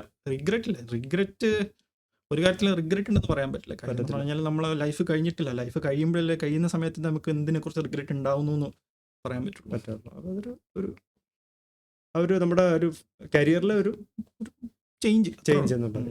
അപ്പൊ അതിനുശേഷം നീ നേരെ നിന്നെ ഞാൻ അവിടെ പരിചയപ്പെട്ടപ്പം നീ പറഞ്ഞിട്ടുണ്ട് ഏകദേശം, ഞാൻ ആദ്യമായിട്ടാണ് ഒരാള് ഇപ്പൊ ദുബായിൽ അല്ലെങ്കിൽ UAE കുറേ ആളുകൾ വന്നിട്ട് ജോലി അന്വേഷിക്കാറുണ്ട്. അപ്പോൾ ചിലവർക്ക് വന്ന് ഒരാഴ്ചക്കുള്ളിൽ തന്നെ കിട്ടും. എനിക്കാണെങ്കിൽ 32 ദിവസത്തിനുള്ളിലാണ് ജോലി കിട്ടിയത്. ചിലവർക്ക് 2 വിസിറ്റ് എടുക്കണം, 4 മാസം 6 മാസം വരെ. പക്ഷെ നീ എത്ര 1.5 വർഷം ആദ്യമായിട്ടൊരു വിസ റെസിഡൻസ്, അതായത് എംപ്ലോയി വിസ സ്റ്റാമ്പ് ആവാനായിട്ട് 20 മാസത്തോളം എടുത്തു എനിക്ക്. 20 മാസം. 20 മാസം. അപ്പോൾ 20 മാസം നിനക്ക് ജോലി ഇല്ലായിരുന്നു? 20 മാസത്തിൽ 6 മാസവും 2 ആഴ്ചയും, അല്ലെങ്കിൽ 6 മാസം 10 ദിവസം ജോലി ഉണ്ടായിരുന്നു. പക്ഷെ വിസ അടിച്ചിട്ടൊന്നുമില്ല. അത്രയും സ്ട്രഗിൾ ചെയ്തിട്ടാണ് ദുബായിൽ അപ്പം കരിയർ സ്റ്റാർട്ട് ചെയ്തത്. ദുബായിൽ അതെ. കാരണം എൻ്റെ അടുത്ത് ഇപ്പോഴും കഴിഞ്ഞ ദിവസം ഒരാൾ ചോദിച്ചായിരുന്നു, ഞാൻ ഇത് പഠിച്ചിട്ടുണ്ട്, എനിക്ക് എക്സ്പീരിയൻസ് ഒന്നും ഇല്ല നാട്ടിൽ, ഞാൻ കയറി വരട്ടെ.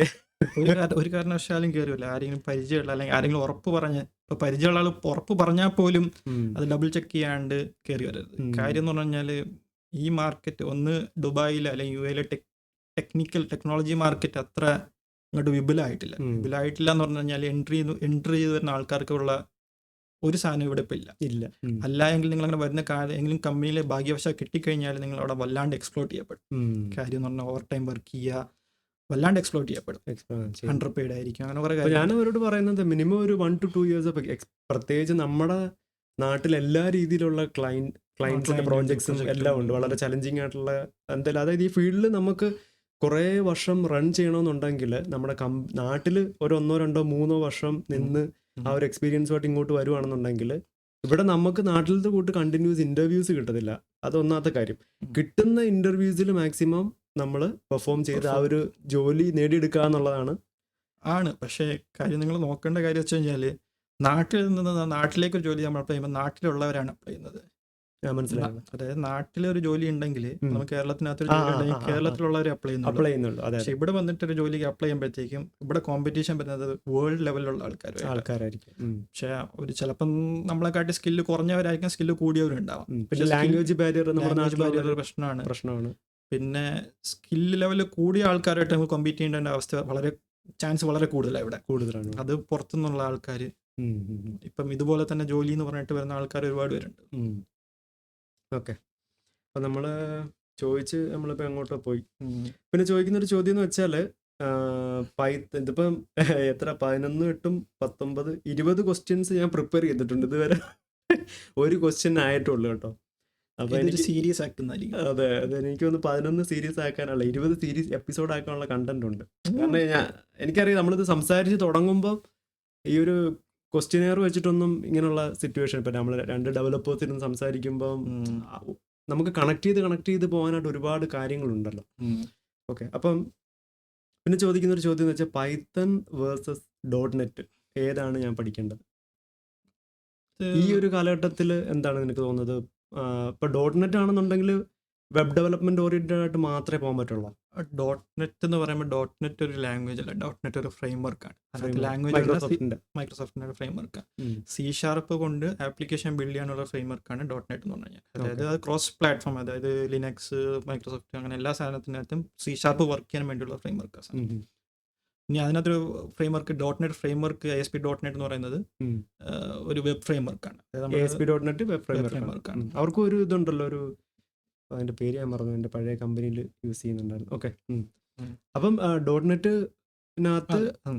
പഠിക്കുകയാണെങ്കിൽ ഡെവലപ്മെന്റ് ഫീൽഡിലേക്ക് .NET പഠിക്കുക എന്ന് പറഞ്ഞാൽ C# പഠിക്കാന്നുണ്ട്. C# വളരെ നല്ല ലാംഗ്വേജ് ആണ്.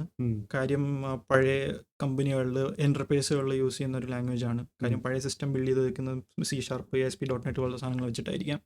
അല്ല, ഇപ്പോൾ നമ്മൾ ഫ്യൂച്ചറിലേക്ക് നോക്കുകയാണെങ്കിലും C# നല്ലൊരു ലാംഗ്വേജ് തന്നെ, എപ്പോഴും നന്നായിട്ട് യൂസ് ചെയ്യുന്ന ഒരു ലാംഗ്വേജ് തന്നെ. പക്ഷേ പഠിക്കുന്നതിന് ഒരു ഇതുണ്ട്, ഒരു ജാവ പോലത്തെ ഒരു ലാംഗ്വേജ് ആണ് ജാവ എന്ന് പറയുമ്പോൾ പലർക്കും മനസ്സിലാവുന്നുണ്ടാകും. കാര്യം എഞ്ചിനീയറിംഗ് അല്ലെങ്കിൽ ഒരു CS ആയിട്ട് എന്തെങ്കിലും ടച്ച് വന്നിട്ടുള്ള ആൾക്കാർ, അല്ലെങ്കിൽ ജാവയുടെ കോഡ് നോക്കിയിട്ടുള്ള ആൾക്കാർക്ക് തോന്നിയിട്ടുണ്ടാകും ഇച്ചിരി പാടാണെന്ന് തോന്നിയിട്ടുണ്ടാകും. അതുപോലെ തന്നെയാണ് C#. പഠിക്കാൻ പറ്റില്ല, നല്ലതാണ്. C# പഠിച്ചു കഴിഞ്ഞാൽ പിന്നെ .NET ഫ്രെയിംവർക്ക് കൂടെ പഠിക്കുകയാണെങ്കിൽ വെബ് ഡെവലപ്മെന്റിലേക്ക് എൻ്റർ ചെയ്യാം. അതല്ലെങ്കിൽ C# പഠിച്ചിട്ട് പിന്നെ വെബ് ഡെവലപ്മെന്റ് അതിനകത്തേക്ക് എൻട്രി ബാരിയർ എന്ന് പറഞ്ഞാൽ ഇത്തിരി കടുപ്പോ. പൈത്തൺ പോലെയല്ല, അത് കുറച്ചുകൂടെ എന്ന് പറഞ്ഞ കാര്യം കോമൺ ആയിട്ട് ഓപ്പണിങ്സ് വരുന്ന പറഞ്ഞാൽ മിഡ് ലെവലിലാണെന്നാണ് എൻ്റെ ഒരു ഇത്. എൻട്രി ലെവലിൽ കാര്യം പെട്ടെന്ന് ഇപ്പം എനിക്ക് തോന്നുന്നു എൻട്രി ലെവലിൽ ചാൻസ് കുറവായിരിക്കാം എന്ന് എനിക്ക് തോന്നുന്നു. എനിക്ക് ഉറപ്പില്ല ഈ C# ബേസ്ഡുള്ള ജോബ് ഓപ്പണിങ്സ്. അപ്പം ഓക്കെ, പിന്നെ നമുക്ക് ഇപ്പം എൻ്റെയും പേടി അതാണ്. ഇപ്പം ഫ്രണ്ട് എൻഡ് പഠിക്കണോ ബാക്ക് എൻഡ് പഠിക്കണോ എന്ന് ചോദിക്കുമ്പോൾ, എന്നാൽ നീ ഫ്രണ്ട് എൻഡ് പഠിച്ചോ, നിനക്ക് നാളെ ജോലി കിട്ടും എന്നൊരു ഉറപ്പ് എനിക്കോ നിനക്കോ ആർക്കും പറയാൻ പറ്റത്തില്ല. കാരണം നാളെ മാർക്കറ്റ് എങ്ങനെ മാറുന്നതെന്നൊന്നും നമുക്ക് പറയാൻ പറ്റത്തില്ല. അപ്പം നാളെ ഒരുപക്ഷെ അവർക്ക് പറയാം, ഇവൻ പറഞ്ഞിട്ടാണ് ഞാൻ പഠിച്ചത്, ഇവൻ പറഞ്ഞ എൻ്റെ അടുത്ത് പഠിക്കാൻ ധൈര്യമായിട്ട് പഠിച്ചു എന്ന്. അപ്പം നിങ്ങൾ ഇങ്ങനെ പല ചോദ്യങ്ങൾ ചോദിക്കുമ്പോഴും നമുക്കൊരു പ്രോപ്പറായിട്ടുള്ള ഒരു ഉത്തരം, കാരണം ഇന്നത്തെ ഒരു പറഞ്ഞിട്ട് ഇപ്പം നീ തന്നെ ഇപ്പം ഞാൻ പൈത്തൺ പഠിച്ചു, ഞാൻ പൈത്തണിൽ ഇതാക്കാൻ തുടങ്ങിയ കാര്യം ഞാൻ പറഞ്ഞു. അതായത് അന്നേരം വേറെ ലാംഗ്വേജ് ഇല്ലാത്തതുകൊണ്ടോ വേറെ ഒന്നും ഇല്ലാത്തതുകൊണ്ടല്ല ഞാൻ പൈത്തൺ പഠിച്ചത്. ഞാൻ ഇങ്ങനെ ചെയ്തു പോകുന്ന കൂട്ടത്തിൽ ഞാൻ പൈത്തനെ കണ്ടു, പൈത്തനെ പരിചയപ്പെട്ടു, പൈത്തൻ്റെ കൂടെയും കൂടി. അതുപോലെ നീ ജാവാസ്ക്രിപ്റ്റ്, റിയാക്ട് എന്ന് പറഞ്ഞാൽ നീ അങ്ങ് കൂടി. അല്ലാണ്ട് ഓക്കെ ഫ്രണ്ടിന് പഠിച്ച് ഞാൻ ജോലി എടുക്കും എന്നാൽ കരുതി ആരും പോകുന്നതല്ല. ഓക്കെ, പിന്നെ ഈ what is the difference between Python and Java? Python and Java ഇതൊരു ഇന്റർവ്യൂ ക്വസ്റ്റ്യൻ പോലത്തെ സാധനമാണ്. പൈത്തണും ജാവ, പൈത്തൺ ഒരു ഇത് ഇന്റർവ്യൂ ആണ്. ടെക്നിക്കൽ ഇതിൽ പറഞ്ഞാൽ പൈത്തൺ ഇന്റർപ്രിറ്റഡ് ലാംഗ്വേജ് എന്ന് പറയുന്നത്, അതായത് റൺ ടൈമിൽ സാധനം എക്സിക്യൂട്ട് ആവുന്നു. അതായത് റൺ ടൈം അതിനകത്ത്, അതായത് കുറച്ച് കമ്പ്യൂട്ടർ സയൻസിൻ്റെ ഭാഷയിൽ പറഞ്ഞാൽ കമ്പിലേഷൻ എന്നൊരു ഭാഗമുണ്ട് അതിനകത്ത്. അതായത് നമുക്ക് മനസ്സിലാവുന്ന ഭാഷയാണ് ജാവ, പൈത്തൺ നമ്മൾ പറഞ്ഞു കഴിഞ്ഞാൽ ആ എഴുതിയേക്കുന്ന കോഡ് കമ്പൈൽ ചെയ്തിട്ട് മെഷീന് മനസ്സിലാവുന്ന ഫോമാറ്റിലേക്ക് മെഷീൻ കോഡായിട്ട് മാറ്റും, ലോ ലെവൽ കോഡായിട്ട്. ആ ലോ ലെവൽ കോഡാക്കി മാറ്റുന്ന പ്രോസസ്സിനാണ് കമ്പിലേഷൻ എന്ന് പറയുന്നത്. കമ്പൈലേഷൻ. ജാവ കോഡ് എഴുതി കഴിഞ്ഞാൽ ഒരു കമ്പിലേഷൻ സ്റ്റെപ്പ് കഴിഞ്ഞിട്ടാണ് ഒരു എക്സിക്യൂട്ടബിൾ, അതായത് നമുക്ക് റൺ ചെയ്യാൻ പറ്റുന്ന ഒരു സാധനം കിട്ടുന്നത്. പൈത്തൺ എന്ന് പറഞ്ഞു കഴിഞ്ഞാൽ ആ എഴുതിയേക്കുന്ന സാധനം തന്നെ നമുക്ക് റൺ ചെയ്യാൻ പറ്റും. ഓക്കെ, അതാണ് ഇന്റർപ്രറ്റഡും കമ്പൈൽഡ് കോഡും തമ്മിലുള്ള കമ്പൈലർ ബേസ് കോഡും തമ്മിലുള്ള വ്യത്യാസം. പക്ഷേ ഇന്ന് കുറച്ചുകൂടെ പൈത്തൺ അറിയാവുന്നവർക്ക് കാണാം, പൈത്തൺ അത് ചെറിയൊരു കമ്പൈലേഷൻ സ്റ്റെപ്പ് ഉണ്ട്. അതായത് റൺ ചെയ്യുന്ന സമയത്ത് തന്നെ അതൊരു ബൈറ്റ് കോഡ് ജനറേറ്റ് ചെയ്തിട്ട് ആ സാധനമാണ് റൺ ചെയ്യുന്നത്. അപ്പം നമുക്കിപ്പം നമ്മൾ നോക്കുകയാണെങ്കിൽ .NET ബാക്ക് എൻഡിൽ വെബ് ഡെവലപ്മെന്റിൽ ഉപയോഗിക്കുന്നുണ്ട്, പൈത്തൺ ഉപയോഗിക്കുന്നുണ്ട്. അപ്പോൾ ജാവയും അതുപോലെ തന്നെയാണ് വെബ് ഡെവലപ്മെന്റിൽ യൂസ് ചെയ്യുന്നുണ്ട്. ജാവ വെബ് ഡെവലപ്മെന്റ് യൂസ് ചെയ്യുന്നുണ്ട്, ആപ്ലിക്കേഷൻസ് എഴുതാൻ യൂസ് ചെയ്യുന്നുണ്ട്. അപ്പോൾ ഈ നമ്മുടെ PHP വെച്ചിട്ടായിരുന്നല്ലോ ഇപ്പോഴും 75% മാർക്കറ്റ് ഷെയർ ഉള്ളത് PHPക്കാണ്. പക്ഷേ PHP വെച്ചിട്ട് കമ്പയർ ചെയ്യുമ്പോൾ ഈ .NETനും ജാവയ്ക്കും നമ്മുടെ ബാങ്കിങ് സെക്ടറുമായിട്ടൊക്കെ ബന്ധപ്പെടുത്തി നോക്കുകയാണെങ്കിൽ ജാവ ആയിരിക്കും കൂടുതൽ. ജാവ, C#, .NET ബേസ്ഡ് സാധനങ്ങൾ കുറച്ചുകൂടെ റിലയബിൾ, സെക്യൂർഡ് ആണ്. പെർഫോമൻസ് ബേസ്ഡ് നോക്കുമ്പോഴത്തേക്കും, കാര്യം ബാങ്കിങ് അങ്ങനത്തെ സെക്ടറുകൾ നോക്കുമ്പോഴത്തേക്കും കുറച്ചുകൂടെ കുറേ ഓപ്പറേഷൻസ് ഒരു സമയത്തിന് പെട്ടെന്ന് കുറേ ഓപ്പറേഷൻസ് നടക്കുന്നൊരു ഏരിയാസ് ആണ്, അതായത് ലോഡ് ഇൻറ്റൻസീവ് ആയിട്ടുള്ള സാധനങ്ങളാണ് അത്. അപ്പം C#, ജാവ പോലത്തെ സാധനങ്ങൾ കുറച്ചുകൂടെ കൂടുതൽ. ടെസ്റ്റഡ് ആൻഡ് പ്രൂവൺ ആണ്. Okay okay. അപ്പം പൈത്തൺ നമ്മുടെ ആർട്ടിഫിഷ്യൽ ഇൻ്റലിജൻസിനും MLനും പൈത്തൺ മാത്രമാണോ ഇപ്പം നിലവിൽ യൂസ് ചെയ്യുന്നത്? അല്ല, നമുക്ക് അതായത് സാധാരണക്കാരന്, അതായത് റിസർച്ച് ലെവലിൽ പോകാത്ത ആൾക്കാർക്ക്, അല്ലെങ്കിൽ അത്ര നന്നായിട്ട് പ്രോഗ്രാമിങ് ഇത് ചെയ്യാത്ത ആൾക്കാർക്ക് പൈത്തൺ ബേസ്ഡ് സാധനങ്ങളുണ്ട്. ഉണ്ട്. ഓക്കെ ഓക്കെ, അപ്പോൾ പൈത്തണിൽ കുറേ ലൈബ്രറീസ്, ഫ്രെയിംവർക്കുകളുണ്ട് സാധനങ്ങൾ ബിൽഡ് ചെയ്യാനും റിസർച്ച് മീൻസ് ഇത് ചെയ്യാനും ഒക്കെ. അപ്പോൾ റിസർച്ചേഴ്സ് യൂസ് ചെയ്യുന്നത് പൈത്തൺ ബേസ്ഡ് ആയിരിക്കും. കാര്യം അവർക്ക് വേറൊരു വലിയൊരു കുറച്ച് കോംപ്ലിക്കേറ്റഡ് പ്രോഗ്രാമിംഗ് ലാംഗ്വേജ് പഠിച്ച് ഇത് ചെയ്ത് വരുന്ന സമയത്തൊക്കെ പൈത്തൺ അത് സാധനം പെട്ടെന്ന് ചെയ്തു പോകാൻ പറ്റും. ഇനി ഇല്ലേന്ന് ചോദിച്ചു കഴിഞ്ഞാൽ ഉണ്ട്. കാര്യം C++ൽ, അതായത് പൈത്തണിൻ്റെ ബാക്കിൽ നോക്കിക്കഴിഞ്ഞാൽ, ഈ ഉണ്ടാക്കുന്ന ലൈബ്രറിയുടെ ബാക്കിൽ നോക്കിക്കഴിഞ്ഞാൽ സിയോ C++ ഉപയോഗിക്കുന്ന സാധനങ്ങളായിരിക്കും. അതിൻ്റെ മുകളിൽ ഒരു ബൈൻഡിങ് പോലെ ആയിരിക്കും പൈത്തൺ യൂസ് ചെയ്തിട്ടുണ്ടാവുക. അപ്പോൾ ഞാൻ നമ്മൾ കുറച്ച് മുന്നേ ചോദിച്ച ഒരു ചോദ്യത്തിൽ നിന്ന് ഒരു ചോദ്യം ചോദിക്കുകയാണെന്നുണ്ടെങ്കിൽ, നമ്മൾ ഈ സ്റ്റെപ്പ് ബൈ സ്റ്റെപ്പ് ഇങ്ങനെ കയറി പോയെന്ന് പറഞ്ഞല്ലോ, പൈത്തൺ പഠിച്ച് ഒരു പോയിന്റിലെത്തിയിട്ട് പെട്ടെന്ന് നമ്മൾ വേറൊരു ലെവലിലേക്ക് മാറണം. അപ്പോൾ ആ ഒരു സിറ്റുവേഷൻ നിന്റെ ലൈഫിലും എല്ലാ ഡെവലപ്പേഴ്സും സീറോയിൽ നിന്നാണ് സ്റ്റാർട്ട് ചെയ്യുന്നത്. അപ്പം നീ അതിനെ എങ്ങനെയാണ് ഓവർകം ചെയ്തത്? ഓവർകം ചെയ്തെന്ന് പറഞ്ഞാൽ, എങ്ങനെയായിരുന്നു നീ ആ ഒരു പഠിക്കുന്ന രീതി എങ്ങനെയായിരുന്നു? പഠിക്കുന്ന രീതി തിയറി ഓറിയന്റഡ് ആയിട്ടായിരുന്നോ, അതോ നീ ഏതെങ്കിലും ഒരു റാൻഡം ആയിട്ടുള്ള സബ്ജക്ട് എടുക്കുന്നു? അല്ല, ആദ്യം നമ്മൾ അല്ല, എൻ്റെ ഒരു കാര്യം എടുത്തു കഴിഞ്ഞാൽ ഞാൻ ആദ്യം ട്യൂട്ടോറിയൽ ബേസ്ഡ് പോവുക. ട്യൂട്ടോറിയൽ ബേസ്ഡ് ആയിട്ട് ഡോക്യുമെന്റ്, ചിലർക്ക് ചിലപ്പോൾ ഡോക്യുമെന്റേഷൻ വാച്ച് ചെയ്യാനായിരിക്കും, ചിലർക്ക് വീഡിയോ വാച്ച് കണ്ടിട്ട് ട്യൂട്ടോറിയൽ ബേസ്ഡ് പോകാനെങ്കിൽ ഞാൻ ട്യൂട്ടോറിയൽ ബേസ്ഡാണ് പൊക്കോണ്ടിരിക്കുന്നത് എപ്പോഴും, എന്തെങ്കിലും പുതിയതായിട്ട് പഠിക്കുകയാണെങ്കിൽ. പക്ഷേ ചെറുതായിട്ട് ഇപ്പം ഞാൻ ഡോക്യുമെന്റേഷൻ്റെ സൈഡിലേക്ക് മാറുന്നുണ്ട്. പക്ഷേ ഡോക്യുമെന്റേഷൻ അങ്ങനെ പഠിക്കുന്നവർ കുറച്ചുകൂടെ ബെറ്റർ ആയിരിക്കും. ഞാൻ ഈ ഇടയ്ക്ക് വായിച്ചിട്ടുണ്ടായിരുന്നു, നിങ്ങൾക്ക് എന്ത് ഡൗട്ട് ഉണ്ടെങ്കിലും അവരുടെ ഡോക്യുമെന്റേഷനിൽ പോവുക പഠിക്കാൻ. ഇപ്പം കുറേ സാധനങ്ങൾ ഇങ്ങനെ വന്നുകൊണ്ടിരിക്കുമ്പോഴത്തേക്കും അതിനകത്ത് പ്രശ്നം വെച്ചാൽ ഡോക്യുമെന്റേഷൻ കറക്റ്റ് മീൻസ് കംപ്ലീറ്റ് ആയിരിക്കണമെന്നില്ല, പെർഫെക്റ്റ് ആയിരിക്കണമെന്നില്ല, അല്ലെങ്കിൽ നമുക്ക് ആവശ്യമുള്ള സാധനങ്ങൾ ഡോക്യുമെന്റേഷൻ ഉണ്ടാവുന്നില്ല. അപ്പോൾ നമ്മൾ പറഞ്ഞു വന്നത് നീ അപ്പം അത് എങ്ങനെയാണ് അത് ഓവർകം ചെയ്തതെന്ന് പറഞ്ഞാൽ, ഇതുപോലത്തെ സാധനങ്ങൾ ചെയ്യാൻ നോക്കും. അന്നേരം എന്തെങ്കിലും മനസ്സിലായി എന്ന് വരും. പിന്നീട് ഏതെങ്കിലും ആപ്ലിക്കേഷൻ വരുന്ന സമയത്ത് അത് അന്നേരം കത്തുന്നുണ്ടാവില്ല. അപ്പം നമ്മൾ സാധാരണ ചെയ്യുന്ന പോലെ സ്റ്റാക്ക് ഓവർഫ്ലോയിൽ നോക്കിയിട്ട് കോഡ് കോപ്പി പേസ്റ്റ് ചെയ്ത് മുന്നോട്ട് പോകും. പിന്നെ കുറേ കാലം ഇങ്ങനെ കണ്ടിന്യൂസ് ആയിട്ട് അതിൽ തന്നെ നമ്മളിങ്ങനെ ഒരു പെർസിസ്റ്റൻസ്, നമുക്കൊരു സാധനം മനസ്സിലാക്കണമെന്ന് തോന്നിക്കഴിഞ്ഞാൽ നമ്മൾ ഒരു പ്രാവശ്യം നോക്കിയിട്ട് മനസ്സിലായില്ല, പിന്നെ കുറച്ച് കഴിഞ്ഞിട്ട് വീണ്ടും തിരിച്ചു വന്ന് നോക്കുക, പിന്നെ വീണ്ടും കുറച്ച് കഴിഞ്ഞിട്ട് തിരിച്ചു വന്ന് നോക്കുക. അത് മനസ്സിലാവുന്ന സമയം വരെ ഇങ്ങനെ തിരിച്ചു വന്ന് നോക്കുന്നുണ്ട്. കാര്യം നമ്മളിങ്ങനെ ഈ ഗ്യാപ്പ് ഇട്ടിട്ട് തിരിച്ചു വന്ന് നോക്കുന്ന സമയത്ത് നമ്മൾ വേറെ കാര്യങ്ങൾ കണ്ടിട്ടും മനസ്സിലാക്കിയിട്ട് ആ ഒരു ജേർണിയിൽ വേറെ കാര്യങ്ങളൂടെ കണ്ടിട്ട് മനസ്സിലാക്കിയിട്ടുണ്ടാവും. അപ്പോൾ ആ ഒരു സംഭവം കാരണം നമുക്ക് വീണ്ടും നോക്കുമ്പോഴത്തേക്ക് ഇത് വേറൊരു കണ്ണിൽ കൂടെ നമുക്ക് കാണാൻ പറ്റുന്നത്. ഓക്കെ, അപ്പം നീ എന്താ കൂടുതലും പ്രോജക്ട്സ് ആയിരുന്നോ നീ പഠിക്കുന്ന സമയത്ത്? നീ വേറെ എന്തൊക്കെ എഫേർട്ടാണ് ആക്ച്വലി പൈത്തൺ ലെവലിലേക്ക് എത്താൻ വേണ്ടിയിട്ട്? ഇപ്പോഴും നീ ജസ്റ്റ് ട്യൂട്ടോറിയൽ, ഇപ്പം നിനക്ക് എന്തെങ്കിലും ഒരു ഞാൻ പ്രൊജക്റ്റുകൾ ബിൽഡ് ചെയ്തിട്ടുണ്ട്. അതായത് ഇപ്പോൾ ഏതെങ്കിലും ഇപ്പോൾ ഞാൻ ജാങ്കോ പഠിച്ച സമയത്ത് ജാങ്കോയുടെ ഡോക്യുമെന്റേഷൻ റെഫർ ചെയ്തിട്ടുണ്ട്. അത് നോക്കിയിട്ട്, ജാങ്കോ എന്ന് പറയുന്നത് നമ്മുടെ പൈത്തണിന്റെ ഫ്രെയിംവർക്കാണ്. അപ്പോൾ അതിൽ കുറച്ച് സാധനങ്ങൾ ബിൽഡ് ചെയ്തിട്ടുണ്ട്. അപ്പോൾ ബിൽഡ് ചെയ്ത് കഴിയുന്നത് നമ്മൾ സ്വന്തമായിട്ട് ബിൽഡ് ചെയ്യാൻ തുടങ്ങുമ്പോഴത്തേക്കും കുറേ പ്രശ്നങ്ങൾ വരും. അപ്പോൾ നമ്മൾ സാധനം എന്തുകൊണ്ട് പ്രശ്നം വന്നു എന്ന് നോക്കി നമ്മൾ ആ സാധനം, അപ്പോൾ നമുക്ക് ആ കിട്ടുന്ന ഒരു ലോഗ് ഉണ്ടല്ലോ, ആ പ്രശ്നം എറർ വരുമ്പോഴത്തേക്കും ക്രാഷ് ആവുന്ന സമയത്ത് കിട്ടുന്ന സാധനം ഉണ്ടല്ലോ, അത് വായിക്കാൻ പറ്റുക എന്ന് പറഞ്ഞത് ഒരു ഡെവലപ്പറിന് അത്യാവശ്യം വേണ്ട ഒരു സ്കില്ലാണ്. നമുക്കിതെല്ലാം കാണാതെ പിടിച്ചിട്ട് ഫീൽഡിൽ നിൽക്കാൻ പറ്റില്ല. നമ്മൾ ഒരു കാര്യം തുടങ്ങുമ്പോൾ ചിലപ്പോൾ നമ്മൾ സീറോയിൽ നിന്ന് തുടങ്ങുന്നു, നമുക്ക് ഓരോ സ്റ്റെപ്പ് ബൈ സ്റ്റെപ്പ് കഴിയുമ്പോൾ നമുക്ക് എന്തെങ്കിലും ഒരു എറർ കൺസോളിൽ കിട്ടുന്നു, അത് നമ്മൾ സോൾവ് ചെയ്യുന്നു. അത് സോൾവ് ചെയ്യാന്ന് വെച്ചാൽ അത് നമ്മൾ പിന്നീട് ഫ്യൂച്ചറിൽ വരുമ്പോൾ വീണ്ടും ചിലപ്പോൾ നമുക്ക് സ്റ്റാക്ക് ഓവർഫ്ലോയിലോ അല്ലെങ്കിൽ എവിടെയെങ്കിലും ഒക്കെ പോയി തപ്പേണ്ടി വരും. അപ്പം പക്ഷേ നല്ലൊരു പ്രോഗ്രാം എന്ന് പറയുമ്പോൾ ആ സാധനം എന്തുകൊണ്ട് വന്നു എന്ന് ആ ഒരു എന്താ പറയുക ക്യൂരിയോസിറ്റി ഉണ്ടാവുക, അതിനെ വായിക്കാനൊരു ക്ഷമ ഉണ്ടാവുക, എന്നിട്ട് ആ സാധനം തിരിച്ച് വായിച്ച് മനസ്സിലാക്കാനുള്ളൊരു ആ ഒരു അത് പെട്ടെന്ന് ഉണ്ടാവുന്നല്ല, ആ ഒരു ക്യൂരിയോസിറ്റി കാരണം ഡ്രൈവ് ആവുന്ന ഒരു സാധനമാണ്. അപ്പോൾ അത് അത്യാവശ്യം വേണ്ട ഒരു കാര്യം. ഇത് എറർ കണ്ടു കഴിഞ്ഞാൽ അയ്യോ എറർ വന്നു എന്ന് പറഞ്ഞിട്ട് വേറൊരാൾ ചോദിക്കാൻ പോകുന്നതിനെ കാട്ടി അത് വായിക്കുക. കാര്യം ഞാൻ ഇടയ്ക്ക് ഇവിടെ ചെറിയൊരു ജോലി ചെയ്യുന്ന സമയത്ത് എനിക്ക് കിട്ടിയ ഒരു ടാസ്ക് ആയിരുന്നു 2 ജൂനിയർ പിള്ളേരെ ട്രെയിൻ ചെയ്യുക എന്നുള്ളത്. അപ്പോൾ ഇവരെ കൊണ്ട് ഞാൻ അന്നേരം ജാങ്കോല പ്രൊജക്റ്റ് ചെയ്യാൻ നോക്കിയത്. അപ്പോൾ ജാങ്കോയിൽ ഇങ്ങനെ സാധനങ്ങൾ ഓരോ എറർ വരുമ്പോഴത്തേക്ക് അതിങ്ങനെ പൊക്കിക്കൊണ്ടുവരും. അവർ കൊണ്ടുവരും. എറർ കിട്ടുമ്പോഴേ എടുത്തോണ്ട് വരും. അപ്പോൾ ഞാൻ പറഞ്ഞു അത് വായിക്കും, എന്താ എറർ എന്ന് വായിക്കും. ഇപ്പം അവസാനത്തെ ലൈൻ വയ്ക്കും, ഉം. ആ എററിൻ്റെ അവസാനത്തെ ലൈൻ. കാര്യം പൈത്തണിൽ ഇപ്പോൾ ജാങ്കോയിൽ ഇപ്പം എറർ വരുമ്പോഴത്തേക്കും ഇങ്ങനെ സ്റ്റാക്ക് ട്രേസാണ് വരുന്നത്. ഉം. അതായത് ഇങ്ങനെ ഒന്നിൻ്റെ മേളിൽ ഓരോ ഫയൽ ലിങ്ക് ചെയ്താണല്ലോ എറർ വരുന്നത്. അപ്പോൾ ഒരു ഫയലിൽ വന്ന എറർ അതിൻ്റെ അത് എവിടെ നിന്ന് വന്നെന്നുള്ളത്, അത് എവിടെ നിന്ന് വന്നുള്ളത്, അത് എവിടെ നിന്നുള്ളത് ഏറ്റവും മേളിൽ ഹിസ്റ്ററി അങ്ങനെ കിട്ടും. ആ. ഓക്കെ. അപ്പോൾ അവർ അവസാനത്തെ ലൈനിൽ മാത്രം വായിച്ചുകൊണ്ട് ഞാൻ പറഞ്ഞാൽ നിങ്ങൾ ആ സാധനം സ്റ്റാക്ക് ട്രേസ് നോക്കുക, മീൻസ് എറർ ട്രേസ് നോക്ക്. അപ്പം അത് നോക്കാനുള്ള ക്ഷമയുണ്ടാവുക, നോക്കി അത് മനസ്സിലാക്കാതെ ആ ഒരു കഴിവ് ഏത് ലാംഗ്വേജ് പഠിച്ചു കഴിഞ്ഞാലും ഡെവലപ്പറിന് ആവശ്യമുണ്ട്. അപ്പം അടുത്തത് പൈത്തൺ ഫ്രെയിം വർക്ക്സ്. ഈ ജാങ്കോ മാത്രമേ ഉള്ളൂ ഫ്രെയിം അല്ലല്ല, പൈത്തൺ ഇപ്പോൾ ഫ്രെയിം വർക്ക് എന്ന് പറഞ്ഞാൽ നമ്മൾ ഏത് കാര്യത്തിന് യൂസ് ചെയ്യുന്നതനുസരിച്ചിട്ട് ആ ഓരോ കാര്യത്തിനും ഫ്രെയിം വർക്ക് ഉണ്ട്. ഇപ്പോൾ വെബിന് വേണ്ടി വെബ് ഡെവലപ്മെൻറ്റിന് യൂസ് ചെയ്യുന്ന വെബ് ഫ്രെയിം വർക്ക് ഉണ്ട്. വെബ് ഡെവലപ്മെന്റിന് വേണ്ടി അപ്പം പൈത്തൺ എന്ന് പറയുന്ന ഫ്രെയിം വർക്ക് മാത്രമേ ഉള്ളൂ? അല്ലല്ല, അല്ല. പൈത്തണിനകത്ത് അല്ല, പൈത്തൺ അല്ല, അല്ലല്ല, ജാങ്കോ എന്ന് മാത്രം. ഇല്ലല്ലോ, കുറേ ഫ്രെയിം വർക്ക് ഉണ്ട്, കുറേ ഡെവലപ്മെന്റ് വെബിന് വേണ്ടിയിട്ട്. അതിന് വേണ്ടി പക്ഷെ പോപ്പുലർ ആയിട്ടുള്ള ജാങ്കോ ഉണ്ട്, ഫ്ലാസ്ക് ഉണ്ട്, ഫ്ലാസ്ക്, ഫാസ്റ്റ് API ഉണ്ട്.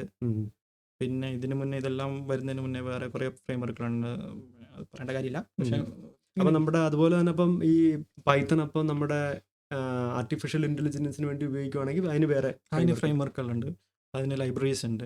അതിനകത്ത് ഇപ്പോൾ ഏറ്റവും കൂടുതൽ ഉള്ളതെന്ന് പറഞ്ഞു കഴിഞ്ഞാൽ നേരത്തെ ഗൂഗിളിൻ്റെ 2 ഫ്രെയിം വർക്കുകളുണ്ട്, ടെൻസർ ഫ്ലോ, ഇപ്പം ജാക്സ് എന്ന് പറഞ്ഞിട്ട് പറയുന്നുണ്ട്.